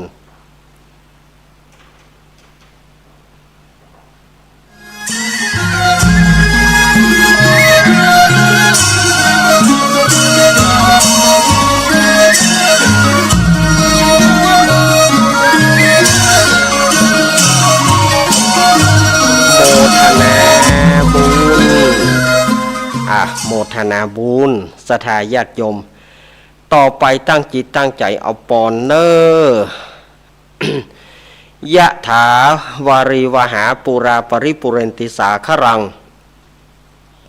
เอวะเมวะอิโตทินังเปตานังอุปคปติอิชิตังปฏิตังตุมหังคิปะเมวะสมิสตุสัพเปปุเรนตุสังกปาจันโทปนารโสยถามณีโชติรโสยถาใจยะสิทธิธานังใจยะลาพังโสถีภคยังสุขังพลังสิริอายุจวโนจะโพคังวุธีใจยะสิทธิพวันตูสปิติโยวฉันทุสปโรโกเนสตุมาเตภาวะตวันตารโยสุขีธิกายุโกภวะอภิวาทนาสิริสนิจังวุธาปจายโนจัตตารโรธรรมวัฏันติอายุวโนสุขังพระลังสาธุควันหลงเดือนยี่เปงกรรมการเอาไป เรียบร้อยแล้วอายุวโนสุขังพลังสตางใส่หีบเอาไปร้อนไปร้อนไปเตะตังนอกปูนบอโอนี่ขอได้วะ บอโอนี่ขอได้วะ ว่าเล่นเนอะแสดงเอาไปเตะตังนอกปูนแม่เขาขยักอันอย่างก็เอาเนอะอนุญาตบ่เป็นอย่างละเนอะบ่เป็นบาปเป็นกรรมเนอะสุมาให้หมดละแม่เขาเอาไปจะเอาส้มบะเขียวหวานก็เอาไปจะเอาบะโอก็เอาไปเอาไปเตะกับตังนอกปุ่นเอาไปเตะกับตังนอกปุ่นในนี่มันจะยุ่งในนี่มันจะยุ่งเอาไปเตะตังนอกปุ่นแม่นั่นอันนั้นมีกี่กลวยเอาไปหมดเลยเฮาบ่เอาเหมือมีกี่กลวยเอาไปหมดเลยเฮาบ่เอาเหมือแม่เขาไปเตะกันนอกปุ่นตึงห่อเข้าห่อน้ำเนี่ยแม่เขากินกันเนื้อแมลงนี่เนอะแม่เขาไปเตะเลยทำก็เตะแล้วเนอะปอนก็ปานละ ต่อไปอาตมาคงจะได้วางสายแล้วเนาะเวลาตะใดอาตมาดูเวลากันเนอะสถานญาติโยมเนอะโอ้เหลือเวลาแถม21 นาที21 นาทีนี่ก็ได้หลายสายอยู่เนาะสถานญาติโยมก็ไปลืมเนอะมาร่วมกันทำบุญที่วัดปากตังเจริญเฮาประเพณีสลงน้ำพระเจ้าตันใจแล้วก็สวดอิติปิโส108วันที่11 ธันวาคม2566สถานญาติโยมก็ไปลืมนะงานของท่านหัวหน้าเขาต้องประกาศนักหน่อย เนาะเขาว่าก็อาตมาก็เลยถือที่นี่เหมือนกับที่อยู่ที่กินนะสถานญาติโยมถึงวันการก็มาละถึงวันการก็มาแจ่อยู่เนี่ย ถึงวันการก็มาแจ่อยู่เนี่ยมันก็เลยเป็นเหมือนกับที่อยู่อาตมาไปเหี่ยฮับสายแรกเนอะ0892140135เจริญปอนจับภาษาลูกแม่โอ้แม่สีกุลนี่ตึงบ่เฮ้ได้บอกเบอร์บ่ แม่สีกุลนี่ฟังอยู่นะอีแม่ฟังอยู่แหนเจ็บแข้งกับเจ็บแข้ง อย่างอ่ะอย่างอ่ะ มันก็เจ็บหัวเข่าเลยกะ เจ็บหัวเข่าเนาะปวดหัวแข้งหัวขายังพอเว้ยเอาน้ำมนต์นะเอาน้ำมนต์จากคาถาธรรมเนี่ยลูบไปเนอะว่าจะได้ว่าเนี่ยได้จะได้ขอให้หายบ่อยๆเนอะอีกอะว่าไปหายพุทโธหายธรรมโมหายสังโฆหายอีถึงวันนี้แมวจะหาอันตุลุงเลยกะก็เอาของเปิ้ลนะก็ได้ละเอาที่หลวงปู่ก็เอาแบบฉบับที่หลวงปู่นะกะน่ะเอาของปู่ดอยน่ะเอาของหลวงปู่นะกะเนอะหายบ่อยๆเนอะเจ้าเจ้าน่ะแม่กัดหัวจิ้มอย่างก็เดี๋ยวก่อนอันลูกเลี้ยงว่าอะไรอย่างก็อย่างจะติดโควิดนะกระแตกับแม่เฮยย่องเขาเป็นนักโทษจะเปิดเป็นนักโทษอีกแม่กับก็เจ๋นี่เนออย่านี่เนออย่าโอ้ขนาดจะเอาสตางค์ให้เขาเต้เนี่ยย่องว่าเขาย่อมบอกห้ามเตือนเนี่ยเอาวันถ้วยแบนเขาขวบไว้เขาเจ๊งครับเขาได้ตังค์มาเขายังฉีดอันนั้นน่ะฉีดแอลกอฮอล์ฉีดอันนั้นก็ใช้ของกั๊กว่ะนะฉีดเจลเข้าใส่แหมกำอยู่นะฉีดเจลเข้าไปของกั๊กเฮ้ยคณะเขาจะฮื้อเขานะหน่อเอาหัวโควิดติดสตังค์นั่นจ้ะทีมเดียวนี่บ่หันไปว่าได้หรอยินดีแม่สีกุลเนอะยินดีเนอะกำลังใจนะลูกแม่เหมือนกันยินดีเนอะแม่เนอะนุโมทนาจ้าสา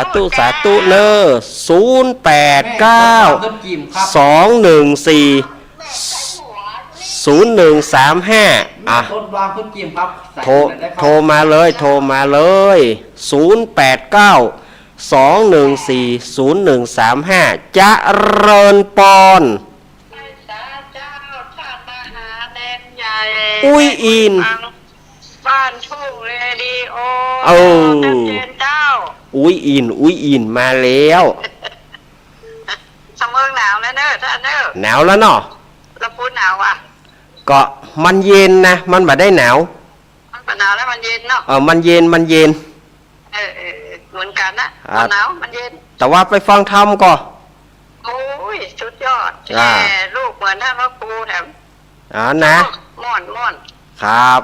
ฟังปฏิจอันนี้สงฟังปฏิจจ้าม่อนนะอยู่คนเท่าไปอยู่กับวัดกับวานี่สนุกม่อนใจสบายใจเนาะเนาะน่ะ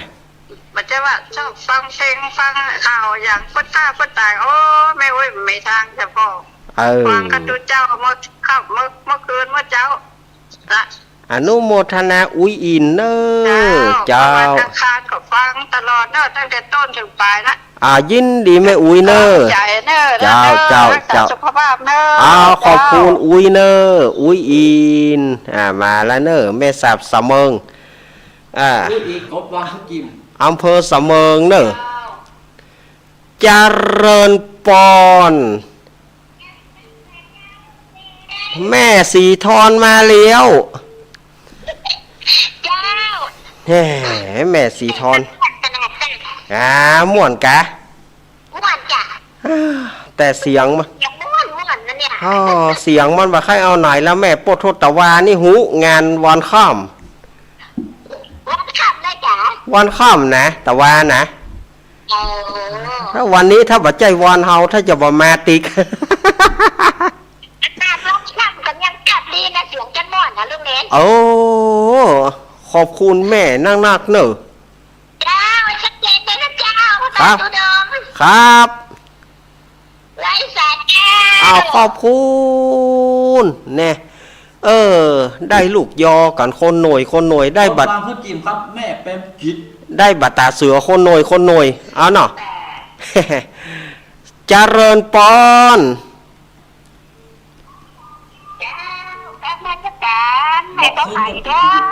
อีแม่ปิดวิทยุอีแม่ก่อนเนอสุมาเตอะแม่บ่ขายนะแม่บ่ขาย แม่บัวไข่แม่บัวไข่ แม่บัวขายมันโทรหัวจ้างแล้วบนว่าบ้านขึ้นเนอะ ตรงหัวจ้างเนาะ จ้าจ้าเดี๋ยวโทรหัวจ้างแล้วปูนนะโทรหัวจ้างว่าบ้าน มันเป็น จ้าหมดดี โทกหัวจ้างเนาะ โทรหัวจ้าง ที่แม่เอายาแก้ไอคือตุกปูแม่ จำได้แล้วแม่บัวไข่อะเออ เจ้าจัดตู้นะ สาธุเนอะแม่เจ้าอยู่ดีมีสุขเนอะเจ้าอยู่ดีมีสุขเนอะ0892140135โทรเข้ามาเนอะเจริญปอน เจ้าแม่แก้วสิงแก้วกระโปงเด้อ เอาแม่เกี่ยวเฮามาละ ก้านนิ้มตายถ้าเป็น5-6สายจะตึงมาติดนี่บัดตาไปเปิด ติดแล้วนะมาเสียงกะม่วนปูกะม่วนทำกะม่วนวันนี้เขาอกเข้าใจเอาอนุโมทนาบุญขอบคุณนักดีอกดีใจตัวเองกับลูกเน้นน่ะโถมันกับบักไข่ตันเปิดนี่มันหลานจะได้หมดหมดได้อยู่ถ้าเมื่อข้ามนี่อีกเนอะถ้าเป็นเมื่อลูกเน้นนะขอบคุณอีแม่เหยปัจจัยยังอ้วนมาได้นั่งไข่หัวคนเดียวก็มีนั่นเนี่ยนั่งเปิดไข่หัวคนเดียวก็ม่วนน่ะหนอเยี่ยมนะลูกเน้นนี่นะขอบคุณนะแม่เจ้าเป็นกำลังใจเด้อเจ้าแม่แก้วยินดีเนอะเจ้ายินดีเนอะศรัทธาญาติโยมเปิ้นก็ว่าเสียงเฮาม่วนอยู่นะก็ขอบคุณเนอะที่ได้ยอกันเนาะเจริญปอนยายพรมาแล้วยายพรร้องงัวแดงสารกำแพงเชียงใหม่ยายพรข้างกำแพงวัดฮะยายพรว่าไงก่อนไปได้มาจะได้งานมีที่วัดนะแม่งานมีนะปทก็ใจก็กึศเติงหาคุณผู้ฟังก็เติงหาญาติโยมอยู่แต่ว่ามันด้วยงานมันมีเนาะแต่เอาเสาร์อาทิตย์หน้าเนอะยายพรขอบคุณเนอะถามหาเดี๋ยวเสาร์ยายพรสบายดีกว่า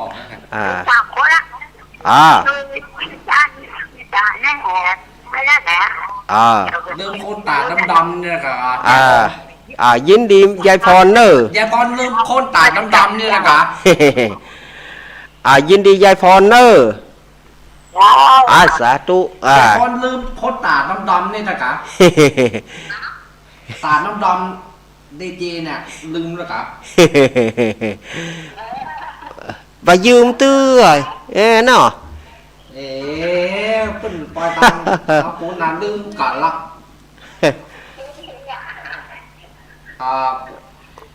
แม่ยายพรสบายดีเนาะ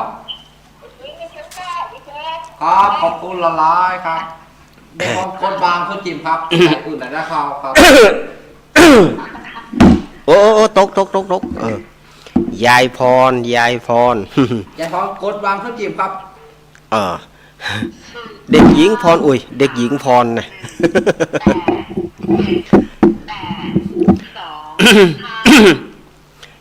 เจริญปอนจากตั้งได้แม่น้อยตาทองเจ้า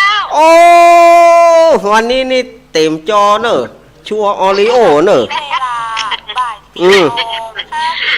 เสียงก็ไม่ด้วยนะเสียงม่วนนะหม้อเสียงม่วนเจ้าได้บัตรตาเสียแถมแกนแล้วได้บัตรตาเสียแถมหน่วยแล้ว กินกันโดยบัตาเสียน่ะถึงวันนี้ พักดูทุกอาคารนะ ขอบคุณ แล้วเป็นกำลังใจเลยนะลุงเนเนอร์ เจ้าขอบคุณเนอะยินดีแม่น้อยเนอะยินดีเนอะเจ้าแม่น้อยตาโถกเปิ้นชอบเนาะมีก็0892140135อาตมาบัดตันได้บอกเบอร์ตัวเขาหม้อนะสดาญาติโยม เจริญปอนก็จะเจ้า โอ้แม่โทรจากไหนฮะแม่ โอ้เจ้าให้บ้านบัวเชือ โอ้แม่บัวเขียวนั่นเนาะ เจ้า อีกอะ เจ้าฟังเพลงหนุ่มหัดโยก หม่อนแต่หม่อนว่าเนเนอร์ ฮันม่วนแหนมล่ะ ในโรงหัดฟังเพลงหนุ่มหัดโยก ตะกี้ได้ฟังเพลงป้าน้อยหนุ่มก่อป้าน้อยหนุ่มผาจ่อตะกี้เนาะได้ฟังเพลงเนาะ เจ้า นี่แม่บัวเขียว หม่อนแต่หม่อนว่า ม่วนแตะม่วนว่าเนาะยินดีอีแม่เนอะ เป็นกำลังใจนะเจ้า เจ้าอีแม่อยู่ดีมีสุขเนอะ เจ้า เจ้าอยู่เคยทำคือแม่พ่อแม่อุ้ยเหมือนเมื่อ เดือนยินดีเนอะแม่เนอะเจ้าเอาจบกว่าเนาะน้ำท่วมหลังเป็ด กดวางพื้นกิมครับ เอาจบกว่าน้ำท่วมหลังเป็ด แม่บัวเขียว แม่โปเกลกดวางพื้นกิมครับ มีอยู่แม่โปเกลกดวางพื้นกิมใส่อื่นไหนได้เข้าครับ โอ้เจริญปอนแม่แม่สุเกี้ยวฮะแม่ไปไหนลูกละปูนยังบอกเข้าเวียงหนองร่องเหรอกำ ลูกมันในเมืองพวกก่อนเนาะโอ้ตีดู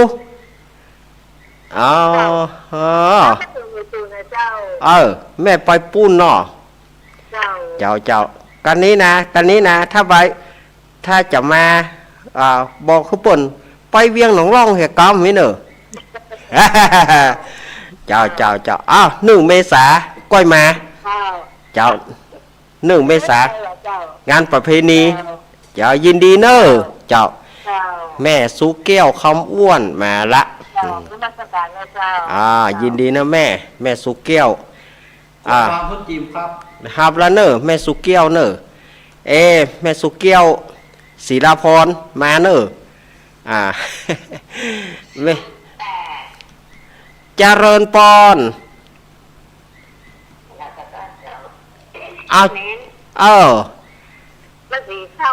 แม่สีลำปาง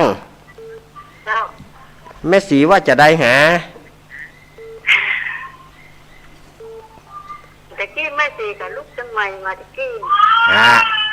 แล้วปูนอย่างมีงานดูหนาวเจ้าน่ะเปิ่นไปแล้วเปิ่นบอกมาตังเฮา ว่าเล่นบ่ได้เนอะแม่ยินดีแม่เนอะเอลหายะได้เถอะเลี้ยงคุณกอยเอาเนาะยินดีแม่นักเนอะเจ้าครับ เป็นกำลังใจให้นะเจ้ายินดีเนอะเจ้า